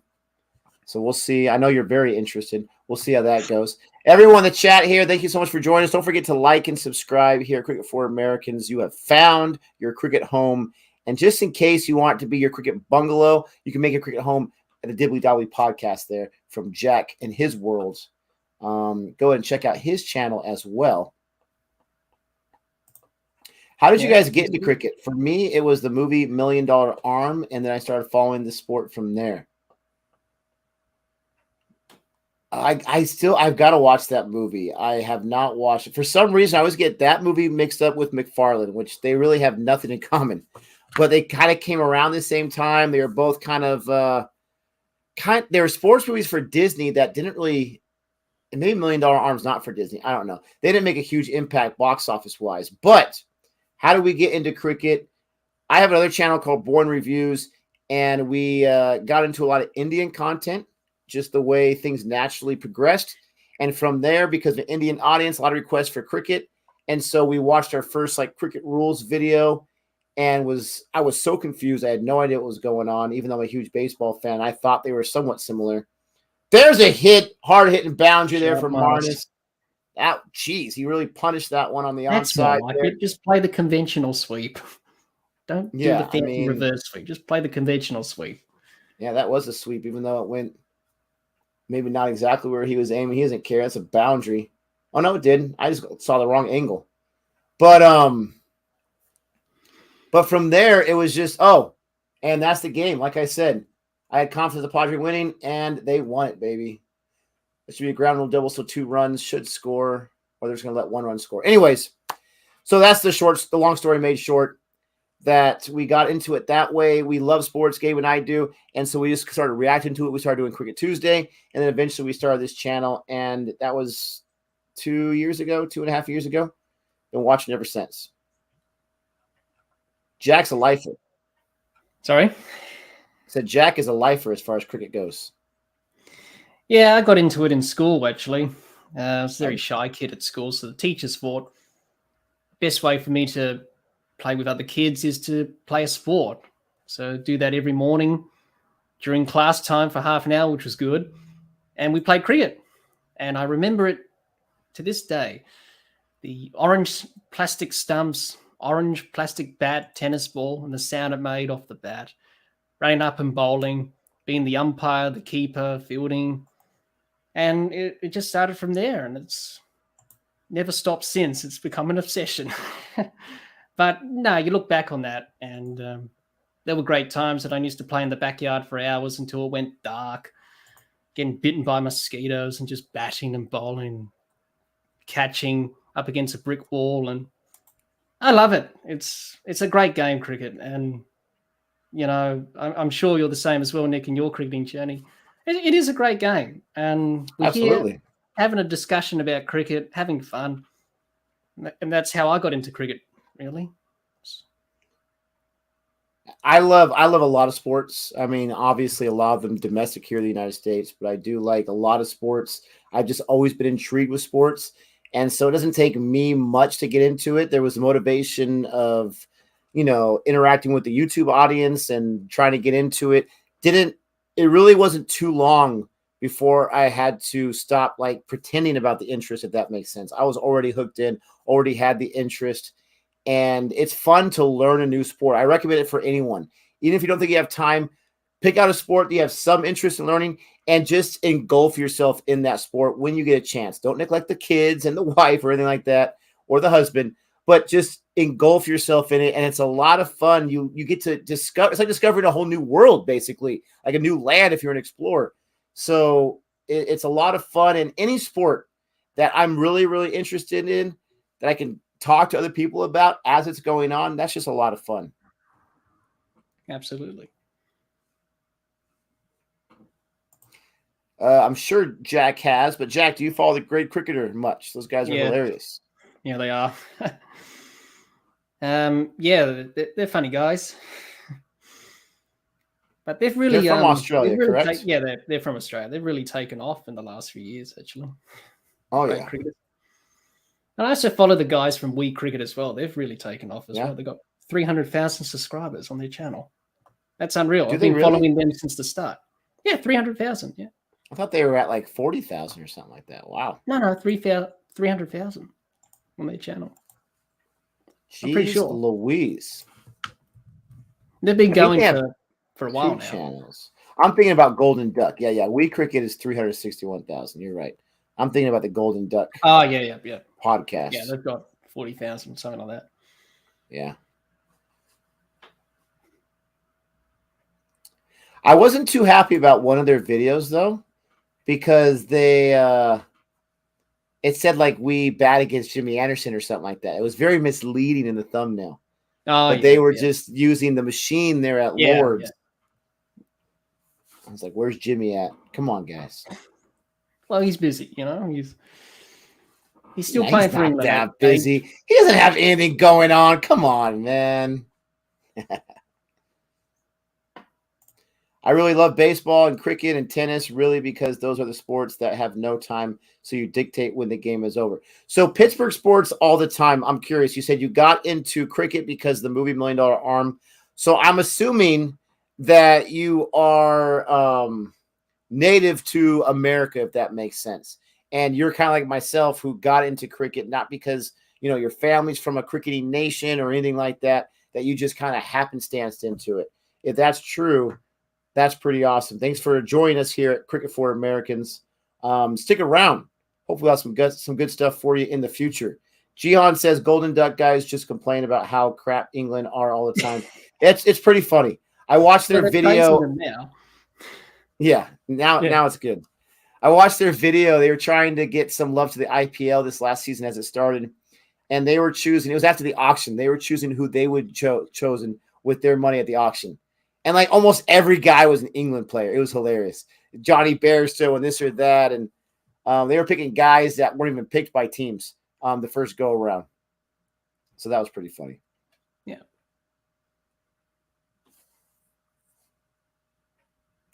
What great cricketer has Nick don't? Cricket for Americans better than great cricket. Oh, thank you so much. First, I thought that was like what they have, Nick doesn't have. And I would agree with that. But I'm not sure if we're better. But we appreciate that. I'll take it.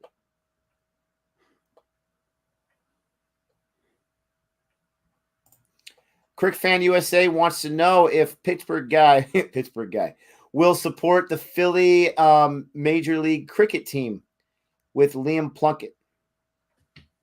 Minor league cricket. Sorry, minor league cricket team. Back at the match is 68 for 1 after about 21 overs. How many overs on average would you say the first session is? It's 30. So does just a they're straight bowling on 1/3? spinners, so they're getting through the overs quickly. So the over rate's probably good. They're bowling spinners. So it's usually 30, 90 overs in a day, so 30 for each session. That should add up to 90. That makes sense. Yep. Jack, as kids, we used to lob tennis balls into the hills hoist to hit the strings and anticipate the catch. Great Absolutely. for the reflexes. Absolutely. Did you used to put the ball on the stocking and hang it from like a beam or something, John, and used to hit it with the bat and practice batting like that? That's what many people do. Back in the day, you put a cricket ball on the stocking so it just goes back and forth and you just hit practicing batting. Whereas Don Bradman used to do it off a tank stand with a golf ball with a stump to practice his reflexes when batting. And he also used a picket fence, a wooden picket fence, to throw a ball into to catch off it. So that's what he did in his younger days at his home in Bowral in New South Wales. That's where he lived. And who needs all this high-tech equipment when you're training? Just get yourself a picket fence, some kind of beam, and you're good to go. What is your favorite team to go for? Let me know exactly what you mean. If you're talking about cricket, internationally, I root for India and England. It may not seem like that with this morning stream where I was going nuts with the England Wickets, but those are the two teams I go for. But I truly like all the teams to some capacity. I don't think there's one team that I hate. I joke around a lot about Australia, but since I got into cricket and I watched the test, I always have a soft spot for the Australian cricket team. So there's not a team I hate at this point. Those are the two teams I root for the most and I have some kind of passion for. What's up, Nirmala? Thank you so much. It says, hello, CFA fam. He or she says, Pittsburgh, the problem with cricket when I started learning about it was I was made it more complicated than it was, if that makes sense, because I didn't know any of the positions and stuff like that. I still don't know all the position names. I've memorized them a few times. I just can't keep it in there. I can't retain it. But a lot of stuff I haven't memorized. I think it is more complex. The game itself is simple. The idea is simple. You can watch it and follow who's winning, who's losing, this or that. But there's a lot of complexities to it. So I definitely understand that. Oh, Cricket Fan USA is Nate. What's up, Nate, from Emerging Cricket? Go ahead and check out Nate. He's got great content. He was asking about minor league cricket. That makes a lot of sense. Nate, you got to email me or something to give you some information. I want to stream a few of the minor league cricket games. Let me know which ones to check out. Maybe give me some information beforehand when I go on the live stream. You can email me that at boringreviewNation@gmail.com. That'd be fantastic. And would love to have you on if you're free as well to join me for that stream. Pittsburgh Sports All the Time says, and I'm pretty sure my name should tell you where I'm from. I'm obviously a big Pittsburgh Pirates and Pittsburgh Steelers, oh no, and Penguins fan. I was so happy when I discovered USA Cricket. Yes, Gabe and I, my partner in crime here in CFA, we went to USA's match against Ireland, a T20 match they won last December. It was fantastic. We were one of the few people that were there. It was great to watch. And just so you know, no offense to you, I hate the Steelers. Absolutely, I'm a hater. 100%. I'm so jealous of their Super Bowl titles. They have like 6 of them, for crying out loud, and my Chargers have 0. So I hate the Steelers, but I loved when they came to Los Angeles last year and lost to Mike Williams and that big old bomb at the end of the game. That was insane. But I appreciate you watching us, and no hard feelings. I'm sure you're used to it. He says he's free. Excellent. Premium content this weekend. Nick hates it. No, I don't. That's my team. They just crush my heart every single time.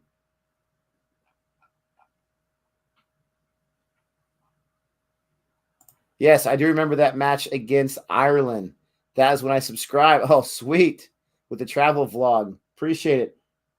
Oh, am I seeing what I'm seeing? No. Is that a wicket? Uzi goes down, baby. No, all the Kawaja lovers are frustrated. The hearts are broken. Oh, that was a good ball. They want to ram their head into a wall.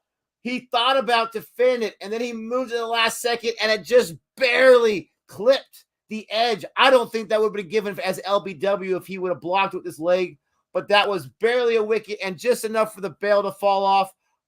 Bye, Uzi. Oh, no. And Armendis, there goes that man. Talk about that spinner. He gets that wicket. I'm one away from my prediction. One away from the first session of 3 wickets lost. Jack, the floor is yours. I'm ready to hear some crying. No, it was a good ball. It was beating him all ends up, as we say. Took the off stump. That happens. Just got to say, well bowled and walk off. Nothing you can do much there. So, anyway, Steve Smith, what can he do? Can he redeem himself from the last test? Hopefully not get run out again. Hopefully make higher than 6. AKR. Here, so, run out incoming. Well, hopefully not. No, it's not going to happen again. Stop it. No, I think. Where was it? I think Jihan said, what do we need in the first innings? 400. I agree with that, Jihan. I think we need to get 400. I think that will put us in a good position. 400. Oh my gosh. Well, runs on the board on these types of surfaces are the key. So if we can get 350, up towards 400, it's pretty good. That will, have us in a good position batting first. But we got to, get a partnership here and, get things going again. Unfortunately, after that wicket, but that happens. And didn't your team abandon town? And should I mention last week the regular season this past season? Are you talking about the Raiders match game? I don't want to talk about it. Don't want to talk about it. Steve Webster says, I've been watching some of the minor league from the USA, and some of those games have really been close. A good standard. Great chance to see some exciting cricketers from an emerging cricketing nation. Oh, I love that. Now you convinced me even more to check it out. I know, Nate, you're flying the flag for cricket in the U.S. Yes, he is. Check him out at Emerging Cricket. Like and subscribe. Now, SPD, he was the one I predicted was going to lose his wicket before lunchtime. He's in there right now. You know what that means, right, Jack? He says, yeah. I know what that means. I'm just saying. 22 overs in the books, 71 runs, and 2 glaring wickets lost. Oh, my goodness gracious. What is going on in Australia these days? Have they seen their best cricket behind them? Is this the beginning of the end? No, it's... Well, if Australia can get 300, like we did in the last game, then with our bowling attack, we should be able to get wickets on this pitch and put them under pressure like we did in that first test. So anything 300 plus is good. You would like to get as many as you can. But obviously, we'll just see how it goes and just play it ball by ball and keep assessing where we're at after each over, break, interval, and then make that call. We'll look to bat for 2 days. Let's just put it that way. Just bat for 2 days, try and get 300 plus if we can. Let's hope the wicket breaks up a bit and Nathan Lyon, Swepson can get into the game, and maybe Travis Head could take 4 wickets for 10 again, as he did in the first test, and try and win this test. But yeah. Clarion wants to know, why are you supporting the big 3 teams? They don't need your support. Ooh. Well, that's a nice little shot by Steve Smith. That's going to go for a boundary. How dare SPD do that? He's got a strike rate of 100. A few things there, Clarion. First of all, I'm not supporting Australia in this match. I'm going for Sri Lanka. And they're definitely not one of the big 3 that you're mentioning. So, unfortunately, that's not 100% accurate. Second of all, if you're talking about the streams, earlier was India, England, now this Australia and the stream. It's the matches that are going on when I'm available with the time that I have. Also, I support all cricket. Any cricket that goes on there, I watch it. If you check out our library of previous live streams in the past, you'll see all types of cricket. We got USA cricket. We got Nepal cricket on there. We got New Zealand cricket. We got Bangladesh cricket. We got obviously these bigger nations you're talking about, South Africa. I mean, Ireland cricket. You name it, for the most part, we probably have it, right? Maybe not a lot of associate nation teams, but we're working on that. So it's not just the big three that we support. We watch it all.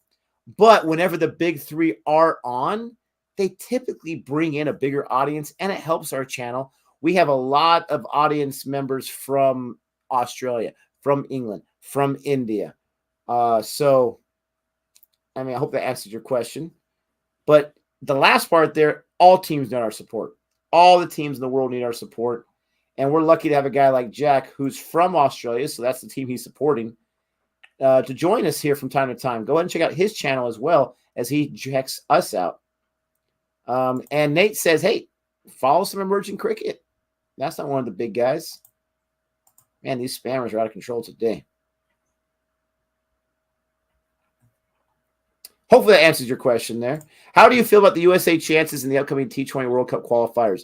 I feel like they're going to qualify. I truly, truly do. And I'm a very pessimistic fan of all my teams. I assume the worst is always going to happen. But I do think they're going to qualify. I think that they're learning a lot they're ranked 26 right now. They're not even ranked in the top 15 or whatever. I get where their ranking's at. But I think that they're going to have enough in their group stage.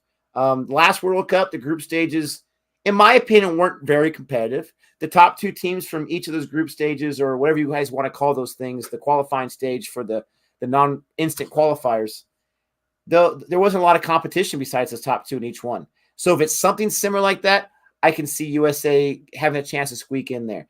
Do I think they're going to make noise once they get in the tournament? No, I don't. But I think they're going to qualify. That's my prediction. What do you think, Jack? Well, obviously, if they don't qualify for this World Cup, obviously they're a certain starter for the next World Cup, obviously, being the host nation with the West Indies. But yeah, if they can get things together and play some good cricket, then they're a chance to win this tournament in Zimbabwe, I believe it is, for the T20 World Cup qualifiers. So if they can get it together and start playing some good cricket, then they're a chance. We shall see what happens, but hope they do, and they'll be great for USA cricket, but also for world cricket as well, to see USA T20 World Cup, looking to qualify and do well. Anytime an associate nation gets anywhere deep in a tournament is a great thing. Absolutely a great thing. Thanks, Nate, for the support. Appreciate that. Got a super chat here from Dr. Jihan. He says, people forget Sri Lanka were a quality team 15 or 20 years ago. They regularly won Asian Test Championships, Asia Cups, and made World Cup final semifinals. I know because I love history. I don't know as much about cricket history as Jack does, but I do like history, and I've learned some of the history. And if I'm not mistaken, they have an ODI World Cup championship, which is a creme de la creme, and they have a T20. I think they have two T20 World Cup championships. If not two, they have at least one. They've been in the finals, I think, 2 or 3 times. Yes. That's what I'm thinking. Well, I think one of those times was against Australia, right? Yeah, 1996, they won against Australia in that World Cup in the subcontinent. Then in 2007, they were in the final against Australia, which Australia won. That was the 50-over World Cup in the West Indies in 2007, which Australia won. And that one day ended in controversial circumstances with the light fading. They played in pitch black darkness in that final because there was no light towers at the Kensington Oval back in those days. So they literally played the game with no lights at all because they didn't have any lights. And because the game was affected by rain, and then the umpire said, well, we're going to keep playing until we bowl the overs. So it was a bit farcical in the end. But yeah, That's controversial, but both teams have that conditions they're playing in. So Well, you couldn't see anything. I think Adam Gilchrist said Andrew Simons was bowling, and the only way he could pick out Andrew Simons was by his zinc cream that he put on his nose because it was white, so he could see it. He's like, oh, that's Simo there bowling, so I know where he is. But what a final, and what a team that was that Australia had in that World Cup in 2007. Never lost a game. From 2003 to 2007, they never lost a game at all. Wow. In that period. That was just unbelievable. Well, their test team was attempting the same thing during this WTC tournament for sure. That is impressive. Clarion, no hard feelings, no problem at all. But again, I'm not rooting for Australia. I don't hate Australia. It seems like a lot of people that you either love Australia or you love to hate them. I don't. I'm neither one. Gabe, he is a big Australia supporter though, so that's probably what you're referring to. It's a tough qualifier in my opinion, but they've got talent for it. My concern for them is late overs batting. Can they chase 180 plus? That's the question to me.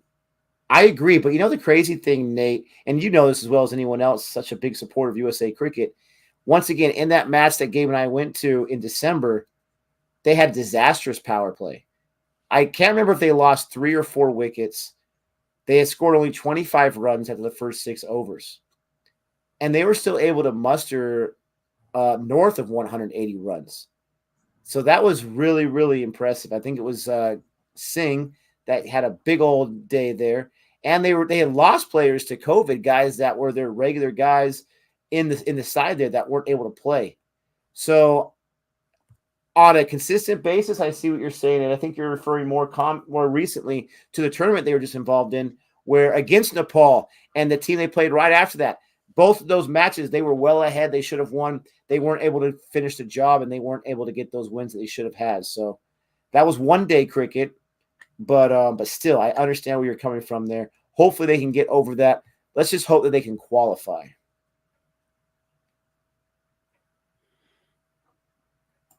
English people hate Australia, except me, says Dr. Jihan.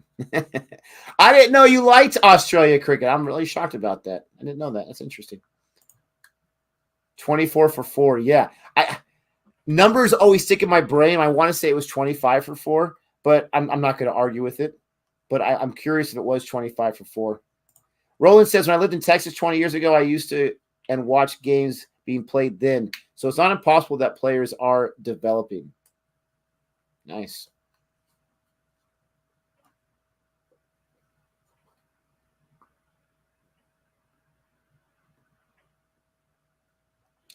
Yeah, Marley cricket's going to be huge, and I've got to check out some matches. When does the season? How long does the season last, Nate? Let me know in the comment section. Going back to the match here, the third wicket I was calling for has not happened yet, sadly enough.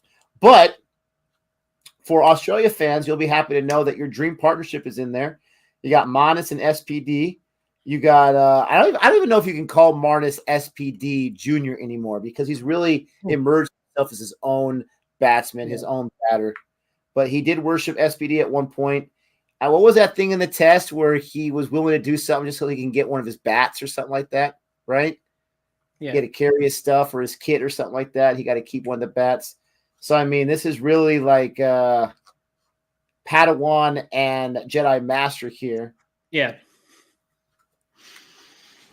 No, he's a weird character, Marnus, but he's great. Great for the game. Oh, absolutely. Whenever he bats, no run. Oh my gosh, the wicket keeper. If he could have got a handle on that, he was looking at the stumps right there. Marnus was caught out to dry, and I don't know what happened. He couldn't get his hand on it, and it floated over his head. He couldn't find it. Marnus kind of froze there. He kind of hesitated for a second, and then he raced. Look at that. Yeah, he hesitated for a second, thought he was out for sure. Oh, the wicketkeeper is not doing them any favors right now. Wow. Well, miss stumping. That's big. Yes. Obviously, good bowling there for Mendes. Enticed Labuschagne down the pitch, went past it. Unfortunately, the keeper couldn't finish off the job. And Sri Lanka need to take those chances. You don't see that too often, especially with the spinner bowling, right? Well, usually, yeah, that bounced a Oh bit on him gosh. there. But it was it. He had it cradled. I mean, he Yes, he literally did, had it and he cradled. juggled it out. It's a mental error, in my opinion. Hmm. Lost Well, concentration for a second. yeah, it's very important as a keeper just to focus on each game. Oh, sorry, each ball. Nate says, Gajanon seeing your boy from the left side. Yeah, huge player. If they can get through the power play and actually let Gaj play 10th over or later, big for them. Yeah, and it's really important for him to be able to himself last that long. A lot of times he has to come in still in the power play, and it seems like there's almost like an expiration date on the style that he plays, but he can be very dangerous, like I saw there in Florida. Also, Stephen Taylor has been huge in the few matches I was watching in that ODI tournament. My question for you, Nate, because I really don't know and I should know as a USA cricket fan, and I forgot to mention there's one of the teams I support as well, obviously, is Mohatra, the man who got 6 sixes in an over. Does he play regularly for them on their T20 side as well? Because he could be a huge help. Missed a stumping the last game too. It's got to be in his head at this point. 26 overs in the books, ladies and gentlemen. 26 overs. Conventional math would tell us 4 more overs for this session. And at that point, I'm going to go ahead and cut off. It's been a great day, but kind of a longer day of streaming for me, so I'm going to take a little mental break there. I want to thank in advance. We'll still be here till the first session's over. Thank in advance Jack for joining us and helping me out through this and make it not nearly as boring and providing his encyclopedia bank of knowledge with us. Thank you, Nick. It's been great fun. Just talk cricket and yeah, hopefully Australia can push on for a big first innings total. But Sri Lanka, you've got to take those opportunities when they come. You know, you can't really give second chances to good players like Labuschagne and Smith, otherwise they're going to make you pay. So at least for Steve Smith, he's gone past his first test score of 6. He's now on 7. So that's a positive, I suppose. Yeah, I mean, how many overs does it really take here in Sri Lanka before, it starts to turn quite a bit? Is it like 40 overs? Is it usually a day or two? Is it like the second day, the third day? From ball 1, as he did on the first test. Oh my gosh. Yeah. It doesn't take long, really. It turns straight away from ball 1 in the subcontinent. So it's no surprise. Obviously, you expect that as an away team that, okay, it's going to be turning from ball 1. We got to implement our plans and we really got to knuckle down here and be watchful. And that's a be positive as well. If you look to defend on these wickets, you're going to get a ball with your name on it. So if you rotate the strike, which Australia did nicely, and that's a good shot there from Marnus through point for 4, then you're going to be well placed. And Australia scored 4 runs and over in the last test, and they scored 321 runs. That's unheard of for an Australian team in the subcontinent to score 4 runs and over and get 321 runs, which put Australia in a good position because they played positive cricket, they rotated strike, they did all the basics well. So, and they'll be looking to do the same again. And that's the thing. They've got to put Sri Lanka's bowlers under pressure. The quality is not there for Sri Lanka. They don't have much experience. And what let them down in the last test was being impatient, going searching for wickets. Their line and length was inconsistent. They didn't keep pressure on Australia. They didn't bowl 6 balls at one particular batsman. They didn't bowl maidens at all. So far, the spinners have not bowled a maiden, whereas Nathan Lyon, Mitchell Swepson bowled a few maidens in the first test. So that just shows that they're not really putting the pressure on and they're leaking runs. They can't afford to do that. They just have to turn the screws on if they want to cause some trouble for Australia. That's just the way I see it. Sounds good. I will believe you. I will not question you on those points whatsoever. On a previous ball or two, the shot that Marnus had, is it typical for him? Is it typical for most batters to keep their hands up so high and kind of angle the bat like the way he did, or is that unconventional? Because he had his hands Anything- above where the ball was at, and he angles the bat down. I can't even do it myself. It just seems so weird. Yeah. What, when he was leaving? No, when he hit that shot, it wasn't for 4, but when he hit that shot, That shot. He yeah. was just looking to glide that, through point. So Is that a traditional, placement of the bat at that angle? Oh, you could say that, but Manus and Smith are unorthodox. But it doesn't really matter. It's like however way you do it is fine. Everyone's different when they bat. I'm just not sure if I've ever seen. I haven't looked particularly too much, but if I've ever seen that approach in that way. Oh, that hit his leg. Hit his hip. Let's see. Nate's going to email me. Appreciate that. Claron says accepts Pakistan when it turns on day 50. Shatil says Corey Anderson's with USA now. Yep. That was a big move they made over a year ago now. As for San Diego, they have a team in the minor league cricket named the Surf Riders. Well, that's automatically my team. There's a boundary there by Manas. 4 runs on the board. Man alive. But Surf Riders, San Diego, love it. Such a beautiful city. So proud to call that the place of my birth, even though I haven't lived there for quite some time. Prague Piglet says, yes, that was kind of weird.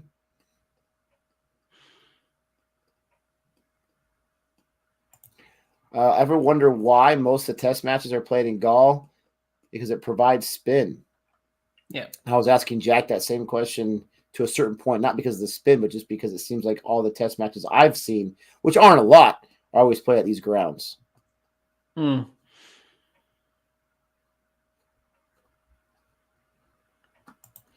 you guys have gotten me interested. After this, I'm going to look, before I go to bed, I'm going to look at the standings, see how minor league cricket's going so far, see who the front runners are, see who the teams are.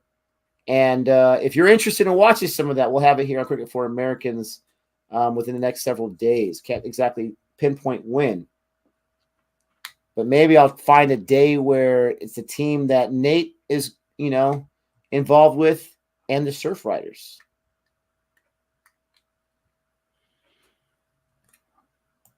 Yes, Jack is very knowledgeable. He's fantastic. I'm glad you're enjoying him. Go and check him out on the Dibbly Dobbly podcast so you can get as much as you want. He's got a lot of guests. I think we've had, 1 or 2 or 3 guests here on the channel. He's got a lot of guests who are involved in the cricketing community in different facets. And it's fantastic. Well, we try our best. You try and you succeed, my friend. Nah, it's good. Obviously, listening to people's journeys in cricket, it's fascinating.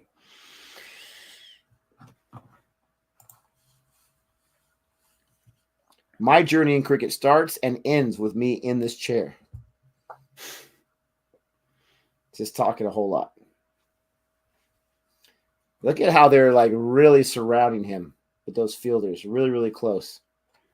Yeah, well, men around the bat. You want to put that pressure on the batsman and Steve Smith here. Crowd him, as you do in the subcontinent. Men around the bat.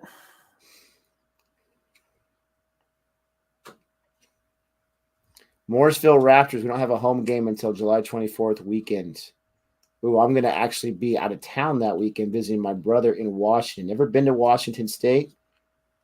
And so I'm excited to go visit him up there and his son. Do you think SPD is still a top 5 test batsman at this point? Yeah. Well, he's still good. He's just going through one of those phases where you just, same with Kohli, really. And Williamson as well. And the only one who's doing well is Joe Root. He's scored 11 centuries.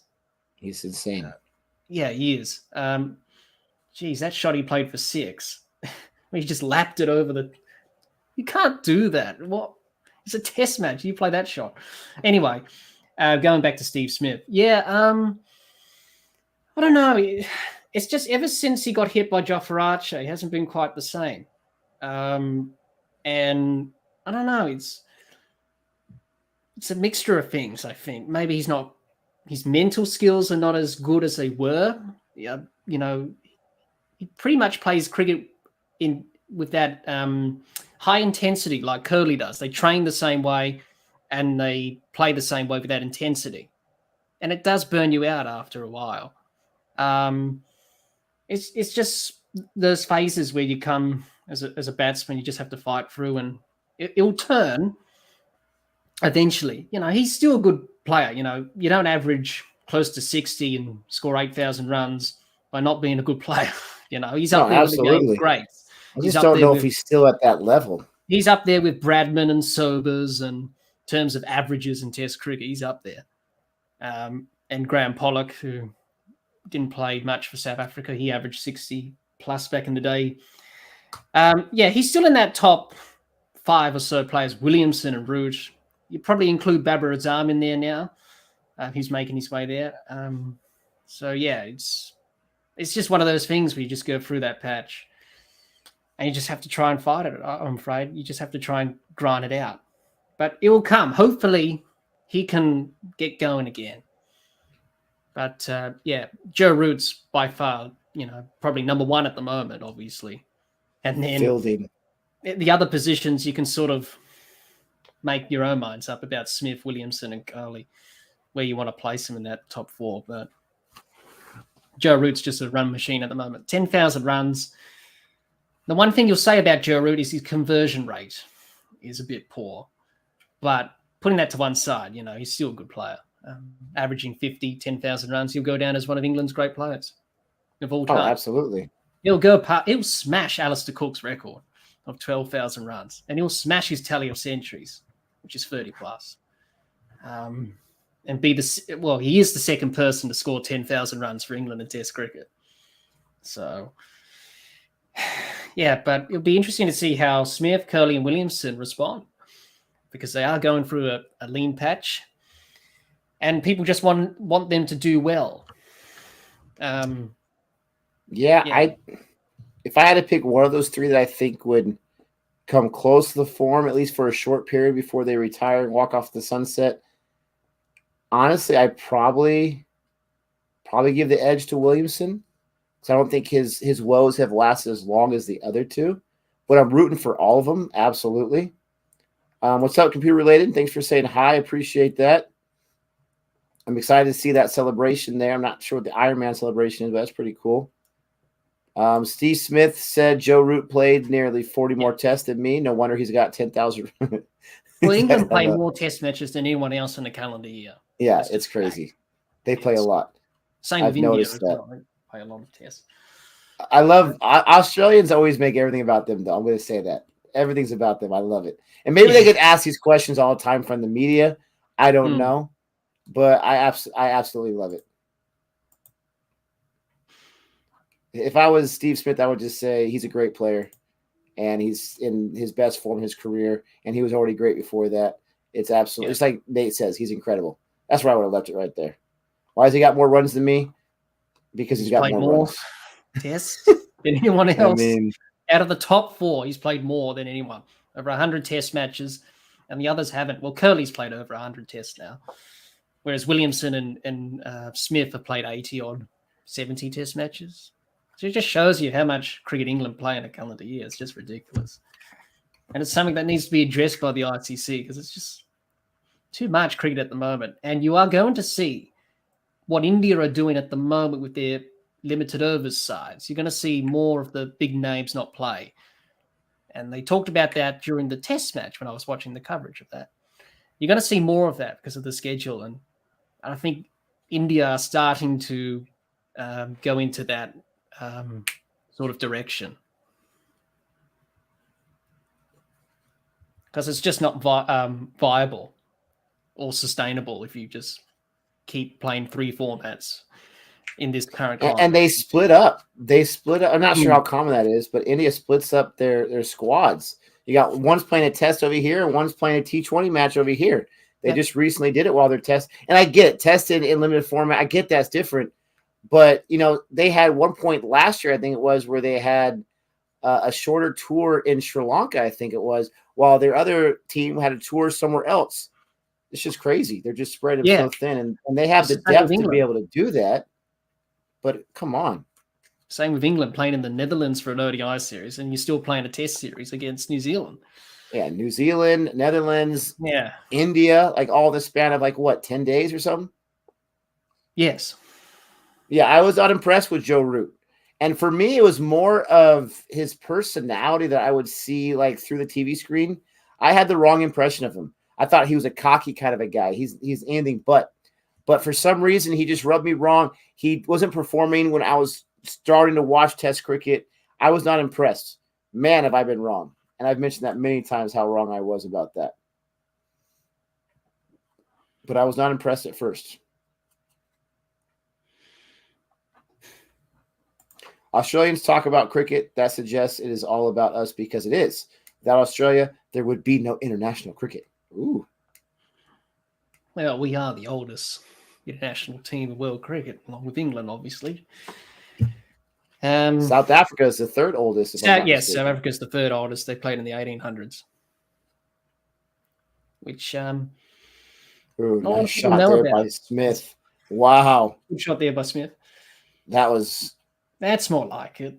That was fantastic placement with the bat and the arms. That was, wow. Statuesque right there.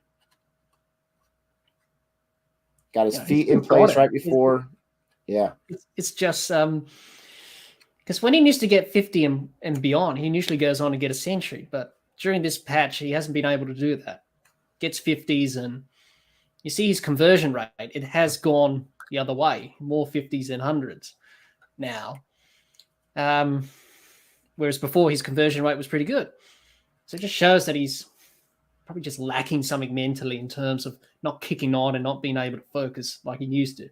That happens towards the end of your career. You know, things start to go and you can't really keep that intensity up, or, you know, as soon as you know you can't, then you probably have to retire. I would take it one more step. I would say without the bat and ball, there would be no international cricket.